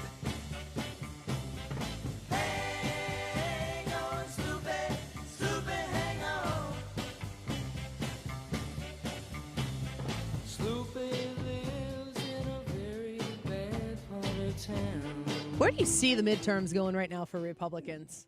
I mean, obviously, it goes without saying that a lot's going to happen between now and then to dictate it. But if they were today, historic precedent would suggest that they lose. But we are not living in historic precedent. We're living in wild times. I'm not really sure what the Democrats run on right now. So it's a weird spot because their side is motivated more than Republicans, especially in an off year. So? I do. Oh, I don't. Yeah. In fact, what's happened is, oddly, the party of the working man has shifted. So the blue-collar worker, numbers-wise, has moved to Republicans more than Democrats. And the sort of elitist voter has moved to Democrats versus Republicans. And so you're seeing in the Trump era, basically, the off-year elections are better for Democrats when historically those have been better for Republicans. And it's probably because of that shift. So where does a midterm fall in that? I don't know, because it's not a presidential election, but it's still a big election. So I just don't know. It's going to be tough. I don't think Democrats are motivated at all. I think they're depleted. I don't think they stand for anything to get people riled up. I mean, all of the I have spare time on my hands angry Democrats are still having spare time on their hands to be publicly angry Democrats. But what? Name an issue that exists out there right now that would get anybody to want to publicly say, yeah, I'm tired of what's going on right now. I'm gonna go out and support the Democrats, and the Democrats need to win big. Like any issue that takes somebody who's not already telling you with their 42 bumper stickers and their resist hat or whatever it is that they wear everywhere. Is there an issue? I cannot think of a single thing that they can run on. They pushed real hard on the Maryland dad thing, but then that got exposed, so they can't run on that. I mean, even the Maryland dad thing never got traction. It's still an 80-20 issue, and the people are with Trump. And then what's the other thing? Oh, he's violating Supreme Court orders or something like that. That's not really going anywhere. And you start looking at his approval ratings. I mean, provided that the economy holds up, they've got nowhere. They've got nothing they can run on. Even the violating Supreme Court orders, that is political nerd stuff. Mm-hmm. That does not. If you go ask 50 people in your life who don't really know exactly what you do for a living, and they understand that, they don't know how much politics we pay attention to. What do you think about the Supreme Court orders that Democrats say Trump is defying? They have a preconceived notion about President Trump that either they're like, I voted for Trump and I'm pretty happy with what things are going on. They're not going to be able to tell you the details of deportations and due process and all of that stuff. I mean, the nerds are going to nerd. We're the nerds too. So we're, 3 hours a day nerding out here on 97.1. People care about egg prices, gas prices. Those are down. Mm-hmm. People care about their safety and security. there's no match. There's no comparison between the two parties on who's willing to protect your safety. The Republicans are taking significant action to make this a law and order country, where the Democrats took significant action to make it not. Where do you, Ryan, you said that you think the Democrats have the momentum. Where do you feel like they're getting it from? Just the activist class. So I'm just talking about in a split district. And we're talking about small elections here. We're not talking about big national. Joe Concha said this. He said, I could see Democrats never winning a big national election again. They're so far gone. That's true. But in really close, small election districts that are really, 50-50, if you just have turnout, you could have your activist class turn out enough to beat Republicans who may not be as motivated in off-year elections. That's all. But everything you're saying is true, though, because there are no real issues that Democrats, not that they're winning on, that they're even running on. They don't have an issue. They don't have anything. Also, like, if you think about the activists have never been as loud as they were in 2024. That's all they had. That's all Kamala Harris had was the squeaky wheel. Not the smartest, not the best, just the loudest and the most obnoxious. Like, going back to Congresswoman McIver, like Joe Concha was saying, because that is in Newark, he's a Jersey guy. She could have said, I want access to this place and gone through the process to get in there, and she would have been given it. Mm-hmm. But that's not how Democrats do. That's not what they do, because getting in there and getting the information, that's not the story. What's the story? The scuffle, the fight that they have in them. And when the Democrats do it, it's championed. If the Republicans do it, then they impeach people over, language that they use 100% themselves. The Democrats have methods, but they don't have message. And their methods are old and tired and dusty. And I don't think that Americans, I almost think that the more the activist left takes over the Democrat Party, the less effective it's going to be in getting people to show up. I think there are people who are in play for the Democrats and the Republicans. People who could be persuaded with a policy position here or there that are going to do what they did in 2024, and they're going to stay home because they don't love Trump and they can't stomach Trump. But the Democrat Party is nuts right now. And the more that the activists, the far left progressive wing, the AOCs of the world, consume all of the attention for the Democrat Party, the less they really want to be involved in that either. So they're not going to do anything to help the Republicans other than to not show up to help the Democrats. That's what I think. Just because they are issueless right now. And that's their main issue. Also, we're in a weird spot where some of the Trump stuff, it's probably going to start kicking in. I mean, it'll be this year. We're already seeing lower gas prices and grocery prices. We had deflation in April of food prices. But those things, they're hard to pick up on initially.